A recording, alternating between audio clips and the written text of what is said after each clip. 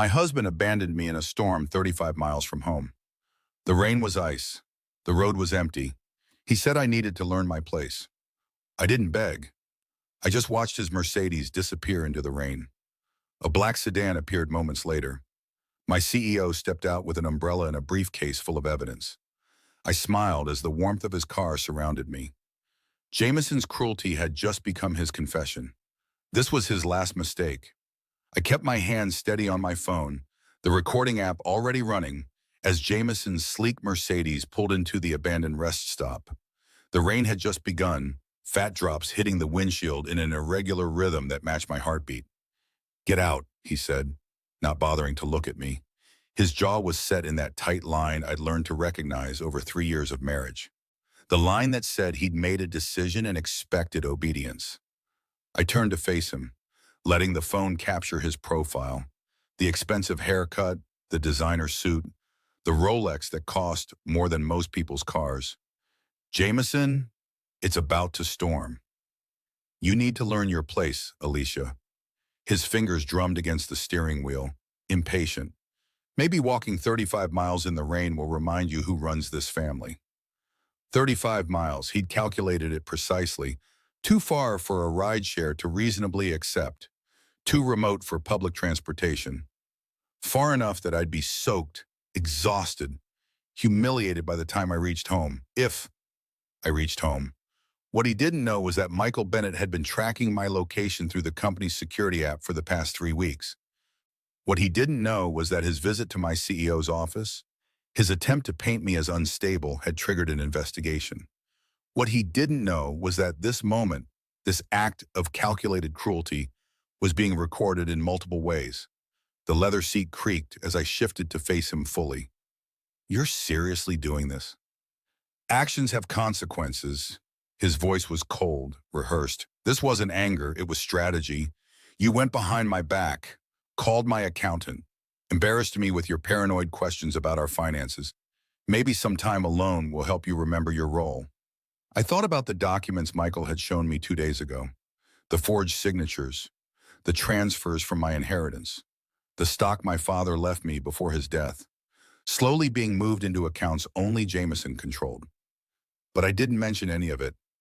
Everything had to unfold in the right sequence, exactly as Michael and I had planned. "It's going to pour," I said, gesturing at the darkening sky. "Then you'd better start walking." He checked his watch, the gesture dismissive, final. "Unless you want to apologize right now, admit you were wrong to question me. Before we go further, I need to thank you for being here. If you believe no one should be abandoned, literally or figuratively, for asking questions they deserve answers to, please consider subscribing. These stories matter, and your support helps them reach the people who need them most." 3 months ago, I would have apologized. 3 months ago, I still believed our marriage could be saved through patience and understanding. That was before Michael pulled me aside after a board meeting and asked quietly if everything was okay at home. That was before I discovered the forged documents. Before I understood that Jameson's increasing control wasn't love, it was systematic erasure. The moment I'd started asking about the missing funds from my father's estate, Jameson had turned vicious. Tonight was his escalation, but it was also his mistake. "I'll walk," I said, reaching for the door handle. "Smart choice." Satisfaction crept into his voice. "Maybe by the time you get home, if you make it home, you'll have learned something about respect." I stepped out onto the cracked asphalt, feeling the cold rain immediately soak through my blouse. The rest stop had been closed for years. Boarded windows, weeds pushing through concrete, the kind of isolated location that appeared in crime documentaries. Jameson had mentioned this place last week, casually, while we drove past on our way to dinner. "Imagine being stranded here," he'd said, "miles from anywhere." That's when I knew what he was planning. That's when I'd told Michael. The Mercedes engine revved. Past. Through the rain-streaked window, I saw Jameson checking his phone, probably texting Vanessa Clark, his mistress, the woman whose blonde hair I'd found on our pillowcase last month, telling her the deed was done, that he'd put me in my place. Then he pulled away, tires squealing slightly on the wet pavement. I stood there, rain plastering my hair to my face, and watched his taillights disappear around the curve. I counted to 30, long enough for him to be out of sight, long enough to be certain. Then I turned toward the tree line where I knew Michael would be waiting, exactly as we'd planned 3 days ago, when Jameson's cruelty had finally crossed into criminal territory. Headlights cut through the rain. A black sedan, Michael's personal car, not the company vehicle, pulled smoothly into the parking lot. The passenger door opened before the car even stopped. "Alicia?" Michael's voice was tight with controlled anger. "Get in, now!" I climbed into the warmth, my whole body shaking. From cold, from shock, from the realization that my husband had actually done it, had actually abandoned me in a storm as punishment for asking where my own money had gone. Michael handed me a suit jacket without a word, cranked the heat to maximum, and pulled a thermos from the center console. "Did you get the recording?" I pulled out my phone with trembling fingers, stopped the recording app. Every word. He said I needed to learn my place. He calculated the distance specifically. Michael's jaw tightened as he pulled out of the rest stop, taking a route away from where Jameson had gone. "Patricia's been monitoring his movements all evening. The moment he dropped you here, she activated the next phase. By morning, he's going to discover that abandoning your wife in a storm while stealing her inheritance creates certain legal complications." "Is Rebecca ready?" My voice was barely a whisper. "She's been ready for 3 weeks. Emergency injunction, fraud charges, divorce filing.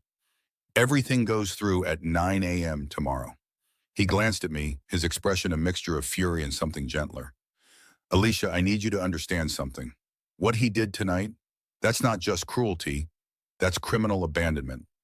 Combined with the financial fraud Patricia uncovered in the forged documents, Jameson walked into a trap he doesn't even know exists yet."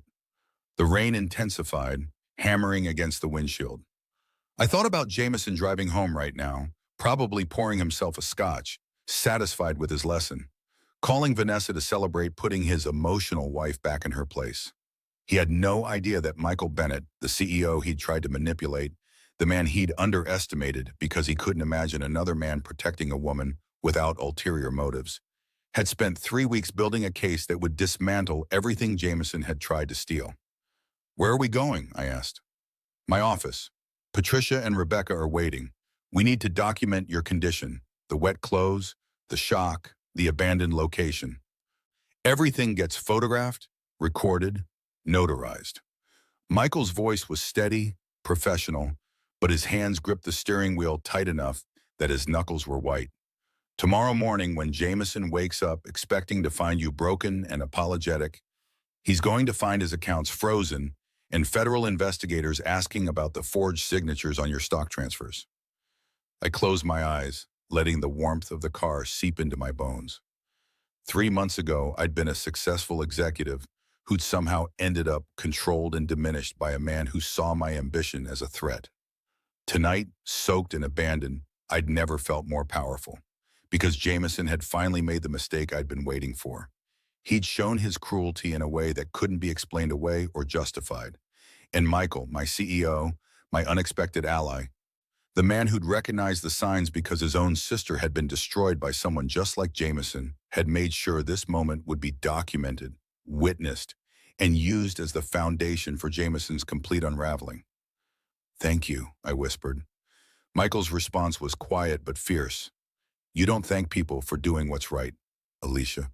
You thank them for being there." I'm just glad I was.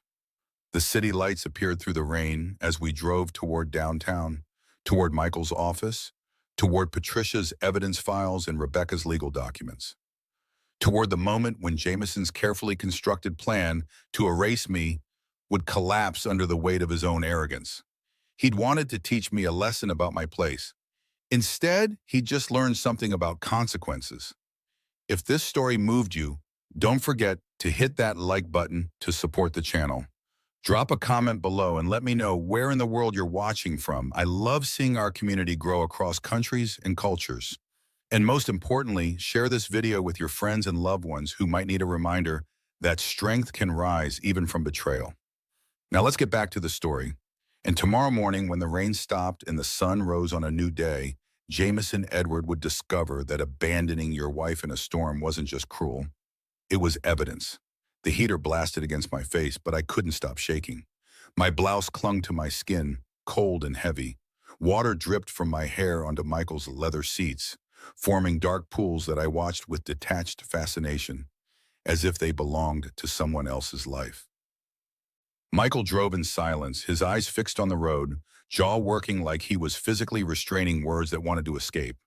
The windshield wipers beat a steady rhythm, back and forth, clearing away rain that immediately returned. The world outside was darkness punctuated by occasional streetlights that turned the drops into streaming gold. Here. He shrugged out of his suit jacket without taking his eyes off the road, holding it toward me with one hand. You're freezing. I took it mechanically, wrapping it around my shoulders. It smelled like expensive cologne and coffee, familiar scents from 100 board meetings and strategy sessions, professional smells, safe smells, the opposite of Jameson's cologne, which had started to make my stomach clench months ago. Thank you, I whispered. Don't thank me yet. His voice was tight. Just get warm. We drove for maybe 10 minutes before he spoke again. The question came quietly, carefully, like he was approaching a wounded animal. Alicia, what happened tonight? I need to hear it from you. The shame hit me like a physical wave. How did you explain to your CEO, a man who just promoted you to senior director 3 months ago, who'd publicly praised your leadership during the last shareholders meeting, that your husband had thrown you out of a car like garbage? My voice cracked. I tried again. We were driving back from dinner, our anniversary dinner. He'd been quiet all evening, distant. I thought he was just stressed about work. Then halfway home, he pulled off onto that access road. Said he wanted to talk somewhere private. Michael's hands tightened on the steering wheel, knuckles going white. I thought we were going to actually talk for once, really communicate. Instead, he just stopped at that rest stop and told me to get out. Said I needed to learn my place. That walking home in the rain would teach me respect. The words tumbled out faster now, carried on something that felt like hysteria. 35 miles, Michael. He calculated it, made sure it was far enough that I couldn't easily get help. Because you asked about the money. It wasn't a question. I turned to stare at him, water still dripping from my hair. How did you... I know more than you think, Alicia. He glanced at me briefly before returning his eyes to the road. The muscles in his jaw were still working, tension radiating from him in waves. Jameson came to see me 3 weeks ago. The car suddenly felt smaller. What? He requested a meeting, said it was about a sensitive matter regarding company personnel. Michael's tone went flat, professional, the voice he used in negotiations when someone was trying to manipulate him. I assumed it was about a hiring issue or maybe a complaint. Instead, he walked into my office and spent 45 minutes trying to convince me that you were having a breakdown. The rain seemed to get louder, or maybe that was just the blood rushing in my ears. He what? Michael's response was measured, but anger simmered beneath each word. He sat in my office, in the chair where our board members sit, and told me that his wife, my senior director, was becoming unstable, that you were too emotional for leadership, that you'd been obsessing over minor financial details and making paranoid accusations. I felt something cold settle in my chest that had nothing to do with my wet clothes.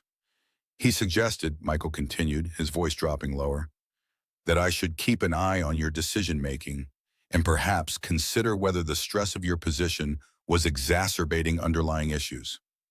He paused at a red light, turning to look at me fully for the first time since I'd gotten in the car. He was trying to get me to doubt you, Alicia, professionally, publicly. The light turned green. Michael accelerated smoothly, but I could see the tension in every movement. Why didn't you tell me?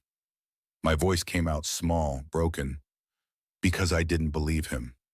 The words were fears. Not for a second. You know why? I shook my head, unable to speak.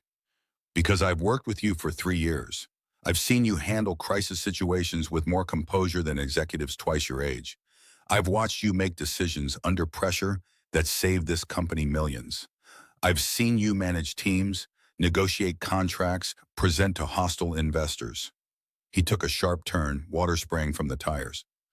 The woman Jameson described, she doesn't exist, which meant he was either delusional or lying. And men like Jameson don't become delusional. They strategize. The word hung in the air between us. Strategize. I don't understand, I said, even though part of me was beginning to. Think about it. Michael's voice took on the tone he used when teaching someone to see patterns in market data. If he could convince me you were unstable, what would happen? I'd The pieces were clicking together, each one more sickening than the last. I'd lose credibility at work, in our field. Your professional reputation would be damaged, quietly at first, just whispers, concerns, people watching you more carefully for signs of whatever breakdown Jameson had planted in their minds. And if he was patient enough, systematic enough, eventually someone would suggest I step back, take time off, maybe resign for my own well-being. Exactly. Michael pulled into an underground parking garage, the fluorescent lights harsh after the darkness of the storm. And once you weren't working, once you'd lost your professional identity and income, I'd be completely dependent on him. The words came out as barely a whisper. Financially, socially, professionally, he'd have destroyed everything I built. Michael parked in a spot marked Reserved CEO and killed the engine. In the sudden silence, with only the tick of cooling metal and the distant echo of rain, he turned to face me fully. When Jameson left my office that day, I smiled, shook his hand, told him I appreciated his concern and would keep our conversation confidential. His expression was grim. Then I called Patricia Chen. The private investigator? She specializes in financial crimes and domestic abuse cases, has a background in forensic accounting and 20 years with the FBI. He pulled out his phone, scrolling through something. I told her I needed a comprehensive but discreet investigation into Jameson Edwards' financial activities, particularly anything involving his wife's assets. I also had her look into his personal life, associates, patterns, any red flags. Michael, why would you? Because the moment he tried to use me as a weapon against you, I knew something was deeply wrong. His eyes met mine, intense and unwavering. My sister was in a marriage like yours. Her husband did the same thing, tried to convince her employer she was incompetent, tried to isolate her, tried to make her dependent. By the time anyone realized what was happening, she'd lost everything. Her career, her savings, her sense of self. His voice went rough. She never fully recovered. The garage was cold, but I barely felt it. I didn't know. Most people don't. I don't talk about it. He looked down at his phone. But when Jameson walked into my office with that rehearsed concern in his voice, I heard my former brother-in-law. The same manipulation, the same strategy, and I wasn't going to let it happen again. Not on my watch, not to you. What did Patricia find? Michael's expression darkened. More than I expected, and worse than I feared. He opened a folder on his phone and handed it to me. I was going to show you this tomorrow, in my office with our legal team present. But given what happened tonight, you need to see it now. I took the phone with trembling hands. The screen showed a scanned document, a stock transfer form with my signature at the bottom. My signature. But I'd never seen this document before in my life. Keep scrolling, Michael said quietly. I did. More documents, more signatures. Transfer forms moving shares from the account my father had left me, the inheritance that made up nearly 60% of my personal wealth, into accounts I didn't recognize. These are forgeries, I breathed. All of them. Patricia confirmed it. She brought in a handwriting analyst. The signatures look perfect to a casual observer, but under forensic examination, they're clearly fabricated. Michael leaned back in his seat. Jameson's been systematically transferring your assets into offshore accounts he controls. Small amounts at first, 3% here, 5% there. Nothing dramatic enough to trigger automatic alerts, but over 6 months, he's moved nearly 40% of your inheritance. The phone felt heavy in my hands, too heavy, like it was pulling me down through the car seat, through the concrete garage floor, into some dark place where nothing made sense anymore. He's been stealing from me. It wasn't a question. While telling me I was paranoid for asking questions about our finances. Projection is a common tactic in financial abuse. He was doing exactly what he accused you of being paranoid about. Michael gently took his phone back. Patricia traced the offshore accounts, found something else. What? Hotel receipts, restaurant charges, jewelry purchases from your joint account. He paused. All with the same woman, Vanessa Clark. She works at Jameson's investment firm. The affair has been going on for at least 8 months. I should have felt something. Heartbreak, rage, betrayal. Instead, I felt oddly numb, like I was watching all of this happen to someone else. He's been planning to leave me, I said slowly. But he wanted to take everything first. Make sure I had nothing. That's Patricia's assessment, yes. The pattern suggests he was positioning himself for a divorce that would leave you financially devastated and professionally discredited. Michael's voice was gentle now, the anger temporarily banked. Tonight, abandoning you at that rest stop, that was part of it. He's been telling people you're unstable. This would have been his evidence. The story he'd tell, you had a breakdown during dinner, stormed out of the kitchen, refused to be reasonable. But I recorded him, his exact words. Exactly, which is why tonight wasn't just cruelty, Alicia. Michael opened his car door, the dome light flickering on. It was strategy, his strategy to destroy you, and our strategy to stop him. I sat there, Michael's jacket around my shoulders, surrounded by evidence of my husband's betrayal, and felt something shift inside me. The shame that had been crushing me since I stepped out into that rain began to transform into something else. Clarity. Jameson hadn't abandoned me because I'd done something wrong. He'd abandoned me because I'd started asking the right questions, because I'd threatened to expose what he was stealing, because his plan required me to be broken and I'd refused to break. What happens now? I asked. Michael offered his hand to help me out of the car. Now we go upstairs. Patricia and Rebecca Chen are waiting in my office with documentation that will bury Jameson so deep he'll never see daylight again. His grip was firm, steady, and you make a choice about whether you're ready to fight back. I took his hand and stood, water still dripping from my clothes, but my spine suddenly straighter than it had been in months. I'm ready, I said. He said. We walked toward the elevator, our footsteps echoing in the empty garage. Behind us, the storm continued to rage. But ahead, through those elevator doors, was something Jameson Edward had never anticipated. Evidence, documentation, witnesses, and a woman who just discovered that being abandoned in the rain wasn't the end of her story. It was the beginning of his. The elevator ride to the 42nd floor felt both endless and too short. I watched the numbers climb, 27, 28, 29, each one carrying me further from the woman who'd stood in the rain and closer to whatever truth waited in Michael's office. My reflection stared back at me from the polished elevator doors. Mascara smudged beneath my eyes, hair plastered to my skull, Michael's jacket swallowing my frame. I looked like exactly what Jameson had intended me to be. Broken, bedraggled, defeated, but my hands had stopped shaking. The elevator chimed softly. 42. Michael's office suite was dark except for the light spilling from his private office at the end of the hall. Our footsteps were muffled by expensive carpet as we walked past empty cubicles and silent conference rooms. The city stretched out beyond floor-to-ceiling windows, millions of lights burning through the rain, each one representing someone's life, someone's story, someone's secrets. Two women stood as we entered Michael's office. The first was Patricia Chen, mid-50s, steel gray hair cut in a severe bob, eyes that missed nothing. I recognized her from company security briefings, though I'd never known she did private investigations. The second woman was younger, maybe 40, with dark skin and an elegant navy suit that probably cost more than my car payment. She radiated the particular confidence of someone who spent their days destroying opposing counsel. Miss Harper, the woman said, extending her hand. I'm Rebecca Chen, no relation to Patricia, despite the coincidence.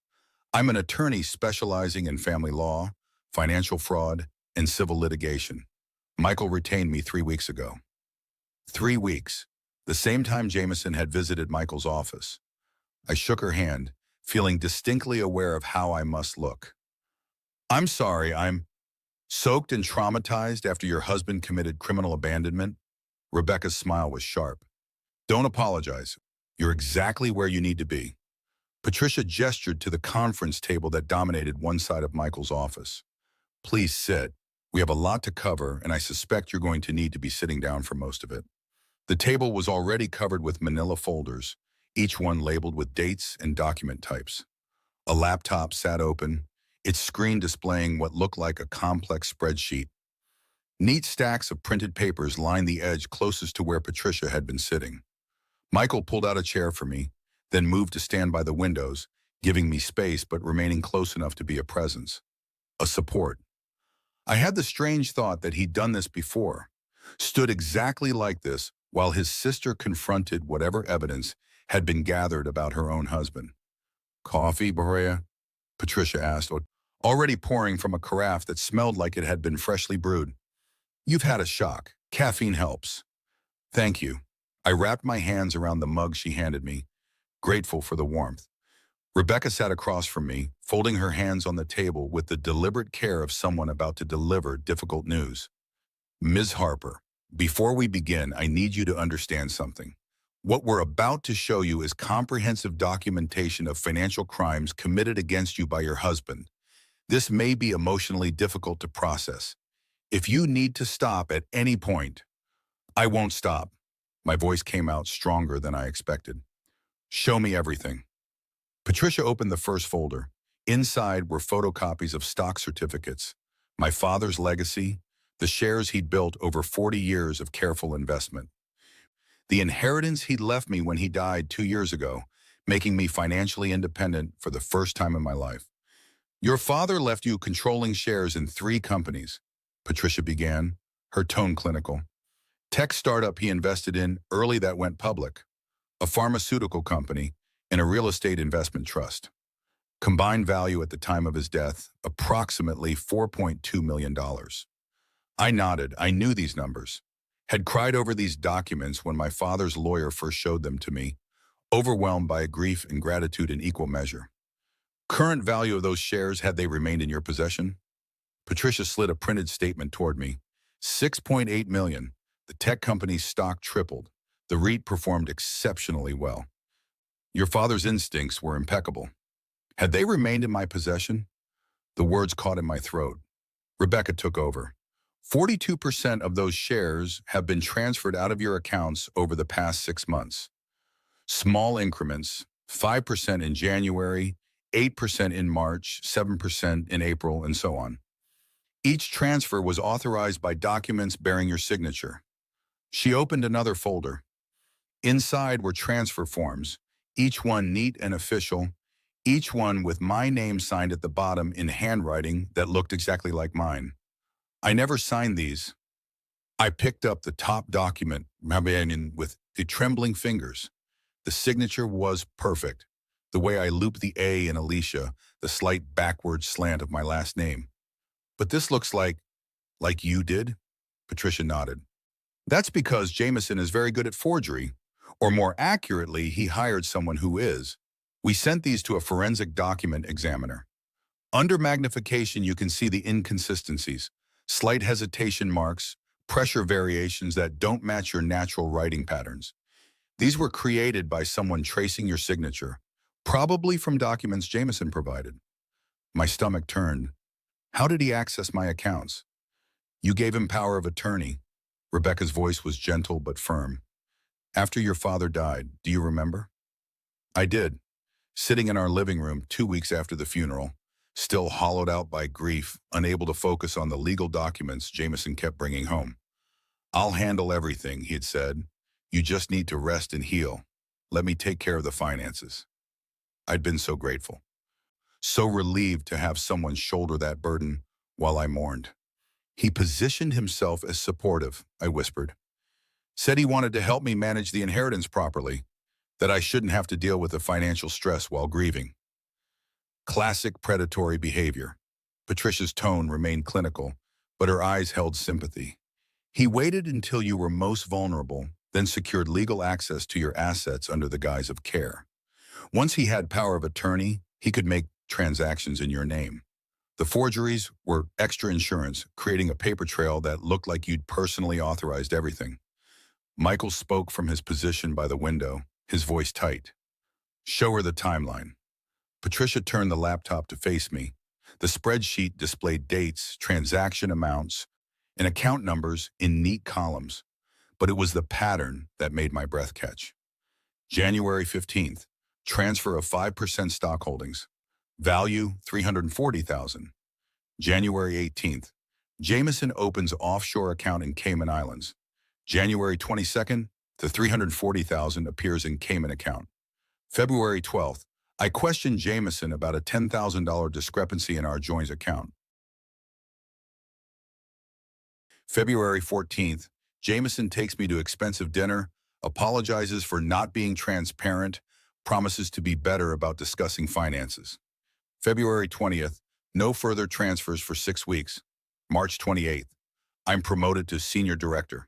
Salary increases by $40,000. April 2nd, transfer of 8% stock holdings. Value, $544,000. April 3rd, $544,000 appears in Cayman account. He paused the thefts when you started asking questions, Rebecca explained. Waited until you were distracted by your promotion, then resumed. Each time he transferred funds, he'd planned something special. A weekend trip, an expensive dinner, flowers at your office, positive reinforcement to keep you focused on the relationship rather than the finances. Manipulation through intermittent reward. Patricia scrolled down the spreadsheet. It's incredibly effective. The victim starts to doubt their own suspicions because the abuser seems so caring and attentive. I thought about all those dinners, the weekend in Napa, the surprise delivery of my favorite flowers on a random Tuesday. I'd thought he was trying to reconnect, to save our marriage. Instead, he'd been celebrating each successful theft. Where's the money now? I asked, my voice hollow. 42% is in offshore accounts under Jameson's control, but Rebecca pulled out another folder, this one thicker. He made a mistake. He got greedy. He started moving shares in May, Patricia said. Larger amounts. He was accelerating the timeline.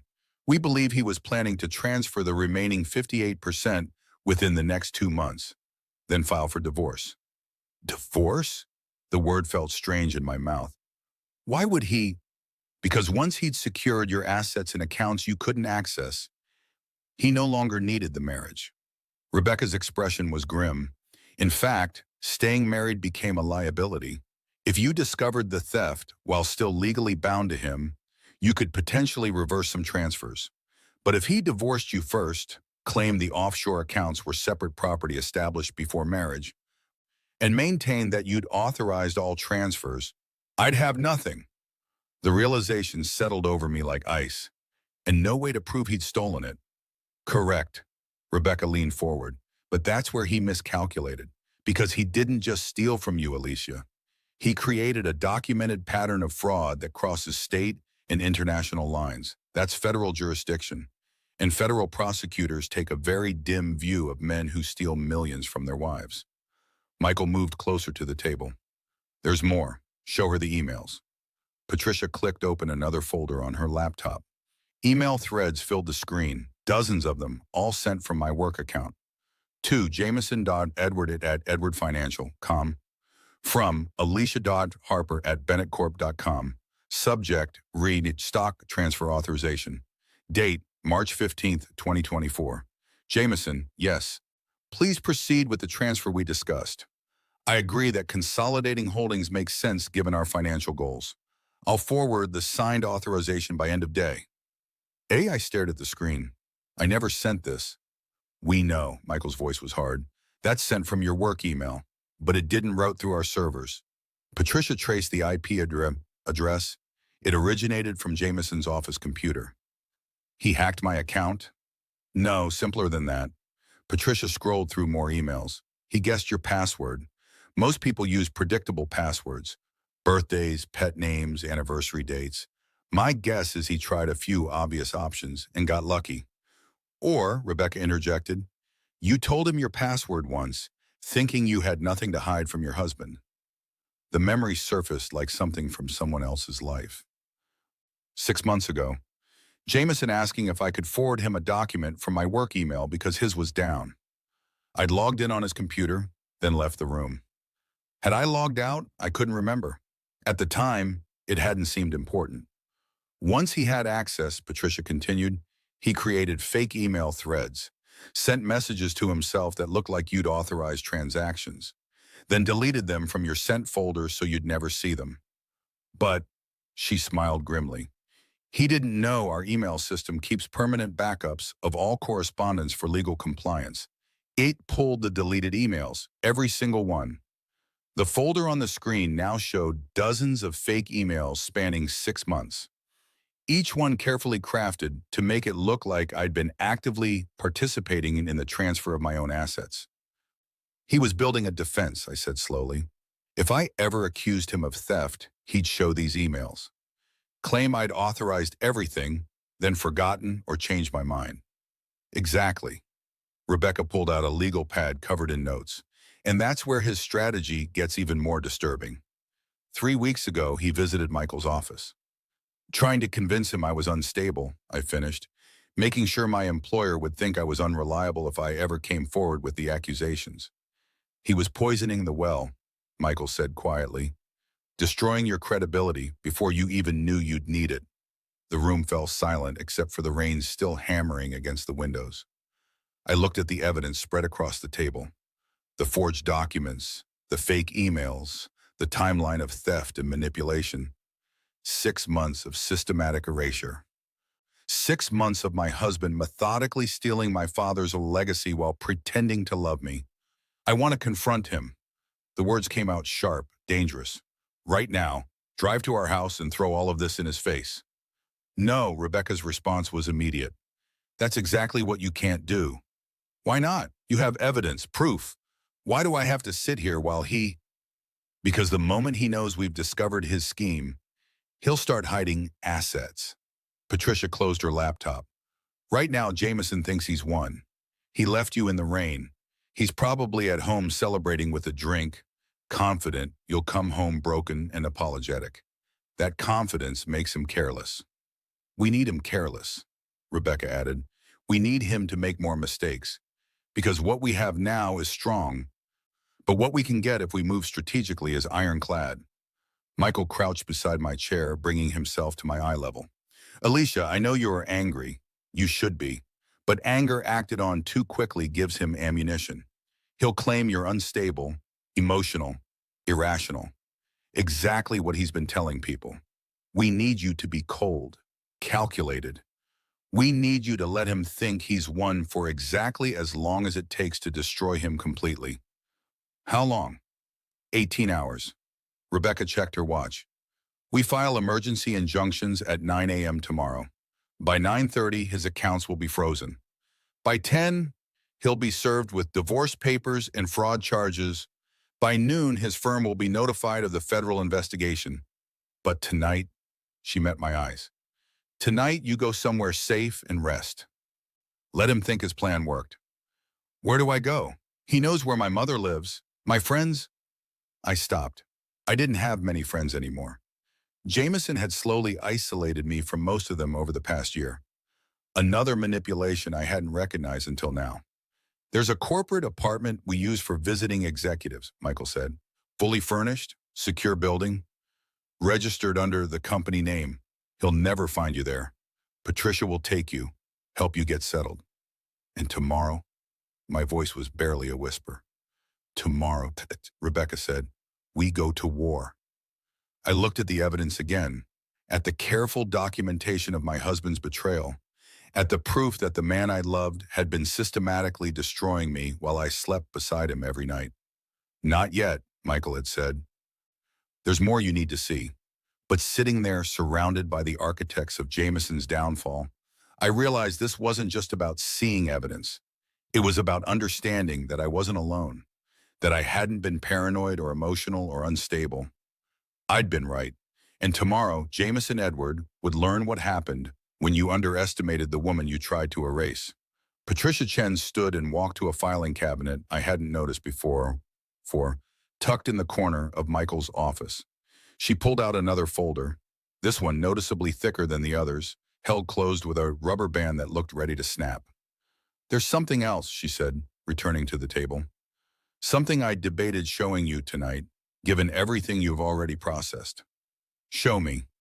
My voice was flat, numb. I'd already seen my husband steal millions. What could possibly be worse? Patricia removed the rubber band and opened the folder. Photographs slid across the polished conference table like a deck of cards being dealt. Face up, unavoidable. Jameson and a woman. A blonde woman with sharp cheekbones and a smile that looked practiced, professional. They sat at an outdoor restaurant, wine glasses catching the sunlight, his hand covering hers across white linen. Another photo, the same woman laughing at something Jameson was saying. His expression was open, unguarded, the way he used to look at Umipi in our first year of marriage. Another, the two of them entering a hotel. The timestamp read 2:47 p.m. on a Tuesday. I'd been at work that Tuesday, leading a presentation to potential investors while my husband checked into a hotel with another woman. "Her name is Vanessa Clark," Patricia said, her tone remaining clinical even as she documented my husband's infidelity. "She's 34, works as a senior analyst at Jameson's investment firm. They've been involved for approximately 8 months. 8 months. The words echoed in my head. 8 months. The same timeline as the stock transfers. The same timeline as my father's inheritance being stolen. That's not a coincidence," I said. "No, decent." Rebecca pulled a legal pad toward her, flipping to a page covered in notes. "We believe the affair and the financial fraud are directly connected. Patricia's investigation suggests they planned this together." Michael moved to sit at the table now, his professional distance apparently abandoned. "Alicia, I need you to understand. This isn't just about Jameson having an affair. It's about conspiracy." More photographs spread across the table. Vanessa and Jameson at a vineyard in Napa. I recognized the location from a weekend trip Jameson had taken 3 months ago. A work retreat, he'd called it. I'd stayed home with a migraine, grateful he'd go without me so I could rest. Hotel receipts followed the photos. The Ritz in San Francisco, a boutique hotel in Carmel, a bed and breakfast in Sonoma. Each receipt charged to our joint credit card, the one I rarely checked because Jameson handled the finances. "These purchases," Patricia said, pulling out another stack of papers, "were all made from your joint account. Designer handbag from Neiman Marcus, $4,000. Diamond earrings, $12,000. Weekend spa package for two, $6,000. He was using my money to buy gifts for his mistress." The words came out hollow. Somehow this felt more violating than the forged stock transfers. At least those had been abstract numbers. This was concrete, tangible. My money paying for another woman's luxury. It gets worse. Patricia laid out a series of printed text messages. "We accessed Jameson's phone records through legal channels. These are communications between him and Vanessa Clark. I didn't want to read them, didn't want to see the intimacy, the planning, the casual cruelty, but I forced myself to focus. Jameson transferred another 8% today. We're almost at the halfway point. Vanessa, God, you're brilliant. She still doesn't suspect. Jameson, she asked about a 10K discrepancy. I took her to dinner, did the whole apologetic husband routine. She bought it completely. Vanessa, poor thing, almost feel sorry for her. Jameson, don't. She inherited money she didn't earn. We're just redistributing resources to people who actually understand finance. Vanessa, can't wait until we don't have to hide anymore. This sneaking around is getting old. Jameson, soon. Once I have control of at least 60%, I'll file. My lawyer says with the emails and her instability, she won't get anything in the divorce.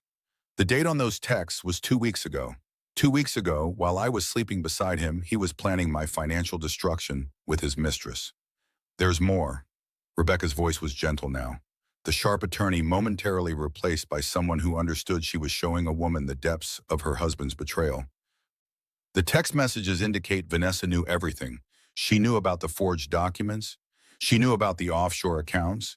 She knew Jameson was manipulating your professional reputation. Patricia pulled up another series of texts on her laptop, turning the screen so I could see. Vanessa, did you talk to her boss like we discussed? Jameson, met with Michael Bennett this morning. Laid it on thick, emotional instability, poor judgment, paranoid accusations. He seemed concerned. Vanessa, perfect. Once her career is damaged, she'll be completely dependent on you. Then you can file and she'll have nothing, no money, no job, no credibility. Jameson, she'll probably have a real breakdown then, which actually helps our case. Vanessa, you're terrible. Laughing emoji. See you tonight? Jameson, absolutely. Wear that red dress. I stood abruptly. The chair scraping against the floor. Walked to the windows. Pressed my forehead against the cold glass. The city stretched out below, indifferent to the small tragedies playing out in its towers. They were planning to destroy me. My breath fogged the glass. Together. It wasn't just Jameson being cruel or greedy. They sat down and strategized how to erase me. Yes, Michael's voice came from directly behind me, close but not touching. The affair wasn't separate from the financial abuse. It was integral to it. Vanessa Clark is a financial analyst. She helped Jameson understand how to hide assets, how to forge documents, how to make the transfers look legitimate. She's complicit, Rebecca added, which means she's also liable. The fraud charges will extend to her as well. I turned to face them. Why? Why would she help him do this? What does she get out of destroying someone she's never even met? Patricia's expression was grim. Money. According to the text messages, Jameson promised her a percentage of your assets once the divorce was finalized. She was expecting to benefit directly from his theft. So she wasn't just sleeping with a married man. She was participating in the systematic destruction of his wife for profit. Correct, Rebecca's voice hardened, which makes her an accomplice to financial fraud, conspiracy, and potentially other charges, depending on what else we uncover. Michael handed me a bottle of water I hadn't realized I needed. There's one more thing you should know about tonight, about the abandonment. I took the water, my hands surprisingly steady now. Some part of me had moved beyond shock into a cold, clear place where everything simply was. What about it? Patricia pulled up another set of text messages. These are from this evening, about 2 hours before Jameson abandoned you. Jameson, tonight's the night, taking her to that anniversary dinner, then the rest stop on the way home. Vanessa, you're really doing this. Jameson, she needs to learn, and I need documentation. Can't have her claiming I'm the controlling one. Vanessa, what if she calls someone? Jameson, who? I've made sure she doesn't have anyone close enough to pick her up from 35 miles out. Her mother's 2 hours away. Her work friends are surface level. By the time she finds help, she'll have spent hours in a storm. That kind of trauma? Perfect for my instability narrative. Vanessa, you're sure this is necessary? Jameson, absolutely. This is the final piece. Once I document her breakdown tonight, storming out of dinner, refusing to be reasonable, I can accelerate the timeline, file within 2 weeks. Vanessa, and then we can finally be together. Properly. Jameson, soon, babe. Very soon. The timestamp on the last message was 7:43 p.m., 20 minutes before we'd left for dinner. He planned the entire evening, I said slowly. The anniversary dinner, the route home, the specific rest stop. He knew exactly what he was going to do before we even left the house. And he told Vanessa every detail, Michael added, which means when he claims you stormed out or became irrational, we have his own text messages proving it was premeditated abandonment. Rebecca was making notes, her pen moving rapidly across the legal pad. This is actually extraordinary evidence. Most domestic abuse cases struggle with he said, she said narratives. But Jameson documented his own crime, told his mistress his exact plan, even explained his reasoning. His arrogance, Patricia said, made him sloppy. He was so confident no one was watching, so certain Alicia would never discover the truth, that he left a digital trail of his entire scheme.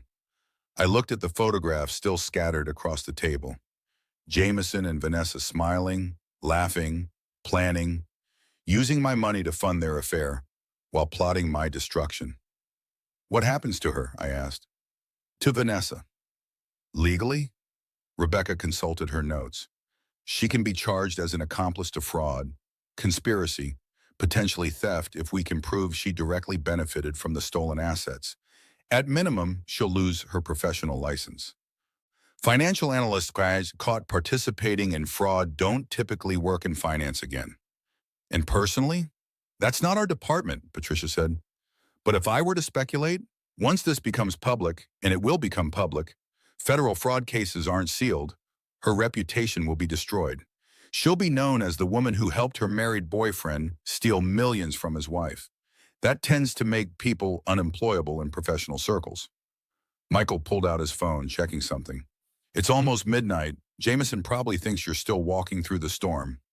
Or maybe he thinks you gave up and called a rideshare. Used up the last of your dignity begging a stranger for help. He's wrong, I said. Yes, he is. Rebecca closed her folder. Tomorrow morning, when we file the injunctions and fraud charges, when federal investigators show up at his office, when his accounts are frozen and his assets seized, he's going to realize he miscalculated. He underestimated you, Patricia added. Thought you were too trusting, too broken, too dependent to fight back. He also underestimated me, Michael said quietly. Thought I'd believe his act. Thought I'd help him destroy your career without question. He forgot that some men actually care about the truth more than male solidarity. I gathered the photographs, stacking them neatly. Jameson's smiling face looked up at me from the top of the pile, caught in a moment of joy with a woman who wasn't his wife, funded by money that wasn't his, planning a future built on my destruction. I want them both prosecuted, I said, criminally, civilly, professionally. I want every text message, every photograph, every forged document entered into evidence. I want the judge to see exactly what they plan to do to me. Rebecca's smile was sharp. That's exactly what we're going to do. Patricia began gathering the evidence, filing it with meticulous care. The corporate apartment is ready whenever you are. It's secure, comfortable, and most importantly, Jameson will never find it. Will he try? I asked. To find me? Probably not tonight, Michael said. Tonight he thinks he's won. He'll sleep soundly, confident you're traumatized and broken. It's tomorrow he'll start looking, when you don't come home apologetic, when the legal papers arrive, when his world starts collapsing. And by then, Rebecca added, you'll be protected. Restraining order filed with the injunctions, security protocols in place. He won't get within 100 yards of you without being arrested. I looked at the three of them, these people who'd built a safety net beneath me without my even knowing I needed it. Michael, who'd recognized abuse tactics because he'd watched his sister suffer. Patricia, who'd traced my husband's crimes with precision and care. Rebecca, who was preparing to turn all of this evidence into legal devastation. We saw the question came out softer than I intended. Why do all of this for me? Michael's answer was immediate. Because it's right. Because you didn't deserve any of this. And because men like Jameson only stop when someone makes them. Also, Patricia added with a hint of a smile, I really hate white-collar criminals who think they're too smart to get caught. Taking them down is professionally satisfying. Rebecca gathered her materials, preparing to leave. Get some rest tonight, Miss Harper. Tomorrow is going to be intense. By noon, Jameson's life as he knows it will be over. You need to be strong enough to watch that happen without guilt. I won't feel guilty, I said. And standing there, surrounded by evidence of my husband's betrayal and the mistress who'd helped him execute it, I realized it was true. I didn't feel guilty. I felt clear. Jameson had tried to teach me a lesson tonight, abandoning me in a storm to break my spirit. Instead, he'd given me the final piece of evidence needed to destroy him completely.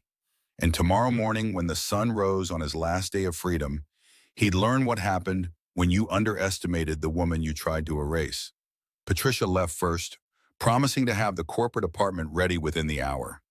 Rebecca followed shortly after, her briefcase heavy with evidence, her mind already constructing the legal assault she'd launch at dawn.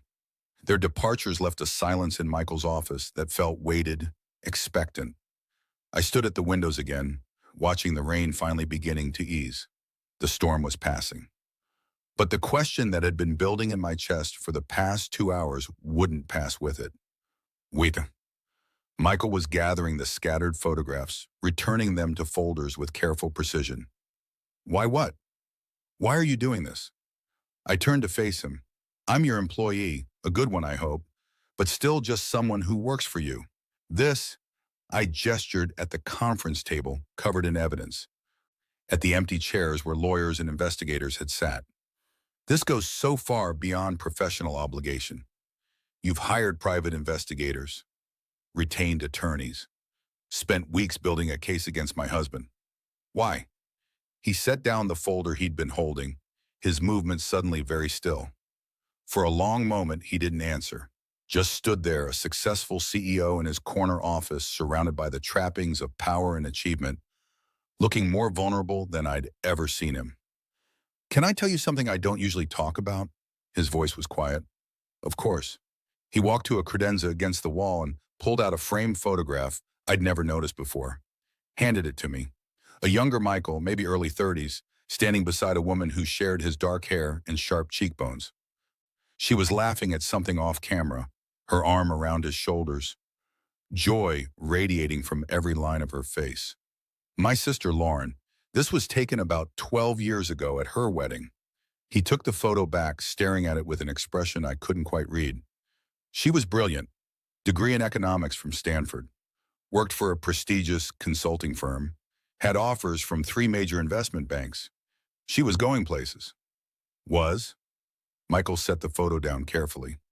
She married a man named David Chen, successful attorney, charming. Everyone loved him, including me at first. He moved to sit in one of the conference chairs, suddenly looking exhausted. I didn't see what was happening until it was too late. I sat across from him, recognizing the weight in his voice, the guilt. David started small, suggested Lauren didn't need to work such long hours now that they were married, said he made enough for both of them. Wouldn't it be nice if she had more free time? She cut back to 40 hours a week instead of 60. Seemed reasonable. The rain had stopped entirely now. The city lights reflected off wet pavement stories below. Then he started questioning her judgment. Little things at first. Are you sure you want to wear that to the dinner party? I don't think you should have said that to my boss, making her doubt herself in small, incremental ways. Michael's hands clenched on the armrests. By the end of the first year, she'd stopped going out with friends, said she was too tired, too busy. They didn't understand her life anymore. Isolation, I said softly. Exactly. But none of us saw it as isolation at the time. But we just thought she was adjusting to married life, prioritizing her relationship. It seemed normal. He looked at me then, his eyes dark with old pain. 2 years in, she quit her job entirely. David convinced her the stress was making her sick, that she needed to focus on her health, on their future family. He'd handle the finances, he said. She should just rest and recover. I knew where this was going, could see the trajectory because I'd been living my own version of it. He took control of everything, her accounts, her investments, her inheritance from our parents. She signed power of attorney over to him because she trusted him, because he was her husband and she believed he had her best interests at heart. Michael's voice went flat. For 3 years, he systematically transferred her assets into accounts she couldn't access. Told her she was too emotionally unstable to make financial decisions, too depressed to work, too fragile to handle adult responsibilities. And she believed him. By that point, she'd been so thoroughly manipulated that yes, she believed him. She believed she was the problem, that her anxiety and depression were character flaws, not responses to being psychologically abused. He stood, pacing to the windows. When David finally filed for divorce, he claimed she was mentally incompetent, used her depression, which he'd caused, as evidence she couldn't manage her own affairs. The divorce took 2 years. By the end, she got almost nothing. He'd hidden everything so well, forged enough documents, created enough false narratives about her instability that the judge believed him. Where is she now? Living with me. Has been for the past 6 years. His reflection in the window looked haunted. She never fully recovered. Lost her career, can't get hired because David destroyed her professional reputation. lost her confidence, still struggles to make basic decisions without second-guessing herself, lost years of her life to depression so severe she was hospitalized twice. The silence that followed was heavy with all the things that couldn't be undone. I watched it happen, Michael continued, saw the warning signs but didn't recognize them for what they were. By the time I understood what David was doing, Lauren was already so deep in it that she couldn't see a way out. And the legal system failed her, utterly and completely. The lawyers saw a depressed woman making accusations against her successful husband. They believed his narrative instead of her truth. He turned to face me, and I saw why he'd been so controlled, so strategic, so meticulous in building the case against Jameson. When your husband walked into my office 3 weeks ago and started painting you as emotionally unstable, I heard David Chen, same concerned tone, same careful word choices, same strategy of undermining a successful woman's credibility before she could defend herself. Michael's voice hardened, and I knew. I knew exactly what Jameson was doing because I'd watched my sister's husband do the same thing. So you investigated. I called Patricia that afternoon, told her I needed a comprehensive but discreet investigation into Jameson Edwards' financial activities and personal life. I told her to find everything, no matter how long it took or how much it cost. He moved closer, his expression intense. I wasn't going to let it happen again. Not to you, not on my watch. You built a safety net under me. The words came out as barely a whisper, without me knowing. I had our financial team flag any unusual activity in your accounts. They couldn't see details.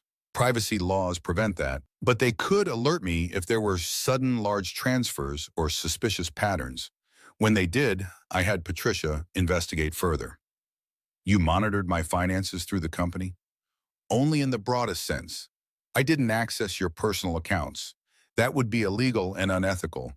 But I could see if your stock holdings registered with the company for financial disclosure purposes were changing.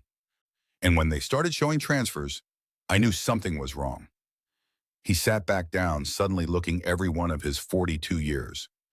You might think this is overreach, that I crossed professional boundaries, that I had no right to investigate your husband without your knowledge or permission.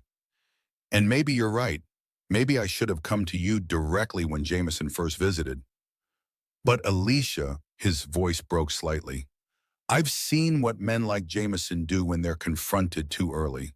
They accelerate. They hide assets faster. They escalate the psychological abuse. They become dangerous. So you waited.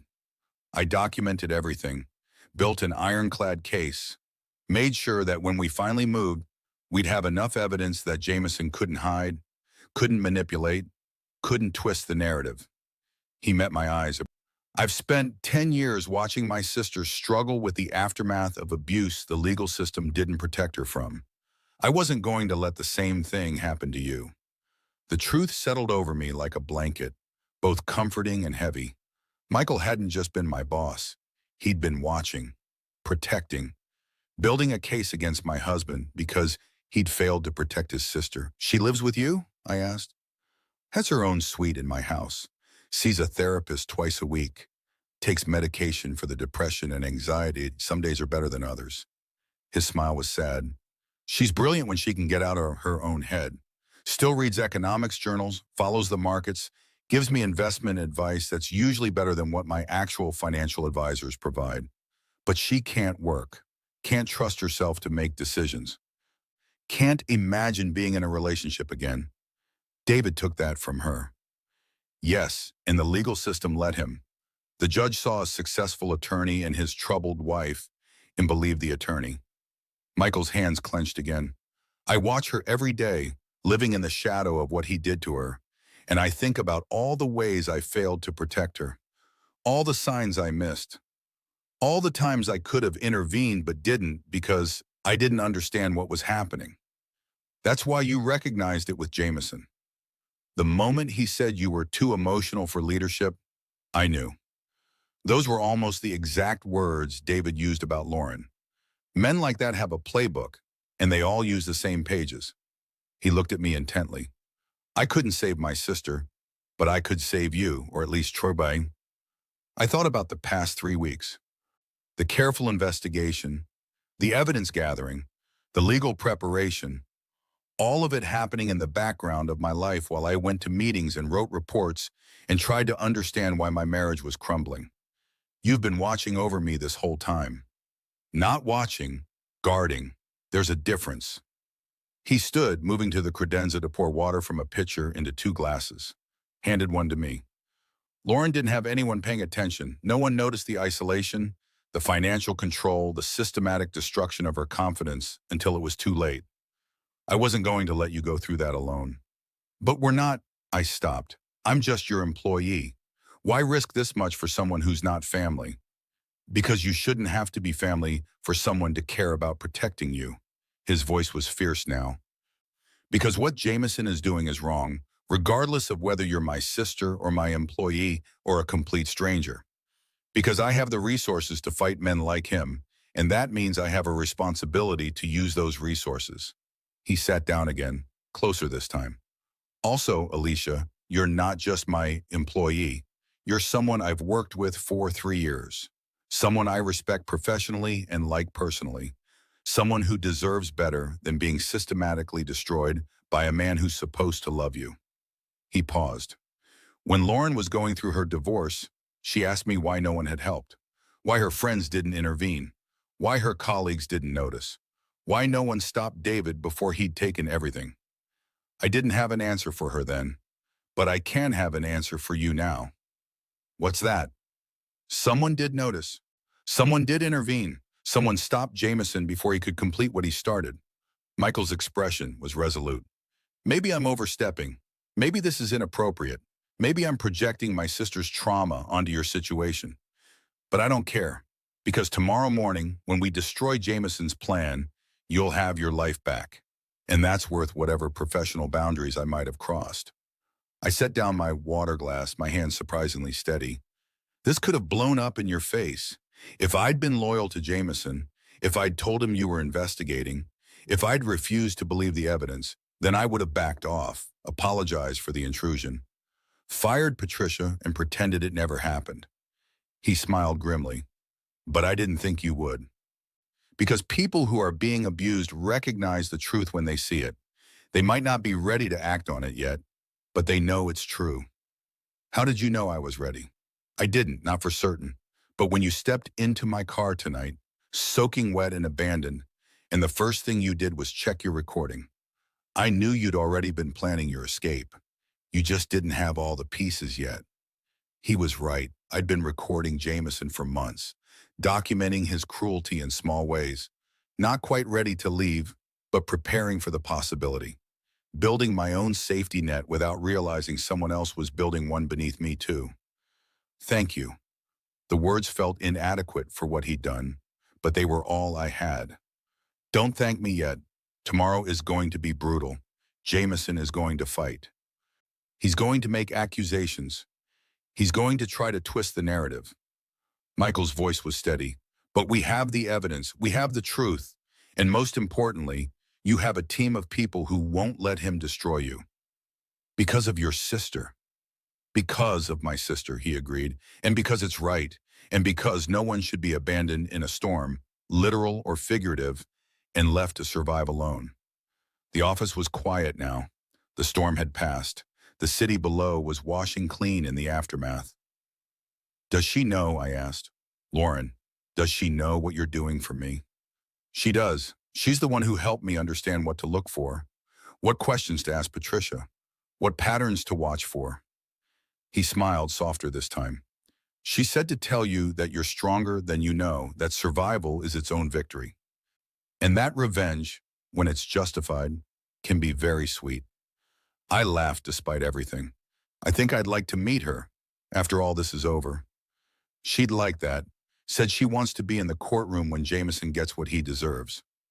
Michael stood, offering his hand to help me up. But right now, you need sleep. Patricia has the apartment ready. Tomorrow we go to war, and you need to be strong enough to watch Jameson's world collapse without feeling guilty. I took his hand, standing. I won't feel guilty. Good, because he doesn't deserve your guilt, or your pity, or anything except exactly what's coming to him. As we walked toward the elevator, I realized Michael wasn't just my CEO. He was my guardian, my protector, my ally in a battle I hadn't known I'd need to fight.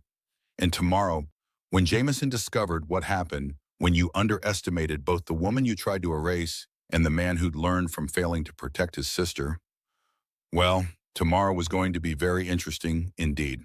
The corporate apartment was sleek and impersonal. Gray walls, modern furniture, floor-to-ceiling windows overlooking the financial district. Patricia had left fresh clothes in my size, toiletries still in their packaging, and a note on the kitchen counter. Get some rest. Tomorrow changes everything. I didn't rest. I stood at those windows until sunrise, watching the city wake up, thinking about the man I'd married and the stranger he'd become. Or maybe he'd always been that stranger, and I'd just been too naive to see it. My phone buzzed at 6:47 a.m. Michael, team meeting at 8. Rebecca needs your signature on final documents. Are you ready? I typed back, yes. That one word felt like stepping off a cliff. By 8 o'clock, we were back in Michael's office. But this time the conference table was organized like a war room. Rebecca sat at the head, laptop open, stacks of documents arranged with military precision. Patricia had multiple folders labeled by category: financial fraud, forgery, affair evidence, communication records. Michael stood by the windows, coffee in hand, watching me with that same protective concern from last night. Good morning, Ms. Harper. Rebecca's greeting was brisk, professional. Did you sleep? Some. A lie, but it didn't matter. Coffee's fresh. Help yourself. We have approximately 90 minutes before the courthouse opens, and I need your signature on 18 documents. But first, I need to walk you through exactly what's about to happen. I poured coffee I didn't want and sat down. I'm listening. Rebecca pulled up a flowchart on her laptop, projecting it onto the screen behind her. This is the timeline for today. At 9 a.m., I file emergency motions with the family court. At 9:15, federal investigators receive our fraud complaint. At 9:30, Jameson's firm gets notice of the investigation.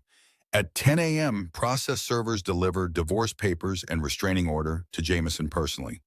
She clicked to the next slide, a list of legal actions, each one more devastating than the last. The emergency motions request 4 things. First, an immediate injunction freezing all joint accounts and any accounts containing assets traceable to your inheritance. Second, a temporary restraining order preventing Jameson from contacting you or coming within 500 feet of your residence or workplace. Third, temporary exclusive use of your marital home. Fourth, emergency spousal support from his accounts to cover your immediate expenses. Will the judge grant all that? I asked. Given the evidence, almost certainly. Rebecca's confidence was absolute. We have documented financial fraud, identity theft, abandonment during a storm, and a pattern of abuse. Most judges will grant emergency protection when there's clear evidence of economic coercion and safety concerns. Patricia leaned forward. The federal complaint is separate but simultaneous. Forgery of financial documents crosses state lines when offshore accounts are involved. That's federal jurisdiction. The FBI's white-collar crime division will open an investigation. They'll want to interview you, examine the forged documents, trace the money trail. How long does that take? Months, probably. But the investigation itself has immediate consequences. Patricia's smile was grim. The moment Jameson's firm learns he's under federal investigation for fraud, they'll suspend him. No investment firm can afford to keep an employee who's being investigated for stealing from his wife. Regulatory compliance alone demands it. Michael spoke from his position by the windows. His professional reputation will be destroyed before lunch. And his personal reputation? Rebecca pulled up another document. We're also filing a civil suit for damages, fraud, intentional infliction of emotional distress, conversion of assets. We're suing for return of all stolen funds plus punitive damages. That lawsuit becomes public record, searchable and line, forever. The magnitude of it hit me all at once. By noon, Jameson's career would be imploding. By evening, everyone in our social circle would know. By next week, he'd be facing federal charges and financial ruin. This feels fast. My voice came out smaller than I intended. Yesterday I was married. Today I'm protecting yourself, Michael interrupted, moving to sit at the table. Alicia, I need you to understand something. Speed is essential here. Every hour we delay gives Jameson time to hide more assets, fabricate more evidence, or, he paused, or potentially become dangerous. Dangerous? Jameson's not violent. He abandoned you in a storm. Rebecca's tone was sharp. He systematically stole millions. He forged legal documents. He coordinated with his mistress to destroy your professional reputation. Those are all aggressive, calculated acts. Men who do those things don't typically respond well when their control is challenged. Patricia nodded. I've worked domestic abuse cases for 20 years. Financial abuse always escalates when the victim tries to leave. Jameson has already shown he's willing to hurt you, emotionally, financially, professionally. We don't know where his boundaries are because he's never been seriously challenged before. The restraining order protects you, Rebecca continued, and we're requesting the judge grant it ex parte, without Jameson being present, because the abandonment demonstrates clear danger. If he violates it, he gets arrested immediately. No warnings. I looked at the timeline, the legal documents, the evidence files. This was really happening. By the time the sun set today, my marriage would be legally over and my husband would be under investigation for federal crimes. Walk me through what happens to him. I needed to hear it, needed to understand exactly what I was signing. Rebecca consulted her notes. 9 a.m., injunction filed, his accounts freeze. He won't be able to access funds, transfer money, or make large purchases. He'll discover this when his morning coffee charge gets declined or when he tries to check his bank balance and sees restricted access. 9:15, federal complaint filed. FBI opens an investigation file. Jameson won't know about this yet. 9:30, his firm receives notice. They'll call him into a meeting, probably around 10 a.m. They'll suspend him pending investigation, revoke his access to client accounts, and assign someone to review all his transactions for the past year looking for other irregularities. 10 a.m., process server finds him. Probably still at his firm, probably right after he's been suspended, hands him divorce papers, restraining order, and notice of the civil suit. That's when he'll realize you've known everything. Patricia added, the divorce papers will include a complete asset disclosure. Every forged document, every offshore account, every penny he stole. He'll see that we've traced everything, that there's no hiding it anymore. What will he do? I asked. Call a lawyer, Rebecca said immediately, probably the same lawyer who helped him plan this. They'll try to negotiate, offer to return some funds in exchange for you dropping the criminal complaint. We'll refuse. Why refuse if he's offering to return the money? Because this isn't just about money. Michael's voice was firm. This is about consequences. If we let him return the funds and walk away, he learns he can abuse and steal without real punishment. He'll do it to the next woman. And the one after that. Men like Jameson need to learn that actions have consequences that can't be bought off. Rebecca nodded. Also, the criminal investigation isn't ours to drop. Once we file the federal complaint, it's out of our hands. The FBI pursues fraud charges based on evidence, not victim cooperation. Even if you wanted to protect Jameson, which I strongly advise against, you couldn't stop the investigation. I don't want to protect him. The words came out harder than I expected. I want him to face what he did. Good. Rebecca pulled a stack of documents toward her. Then let's make sure he does.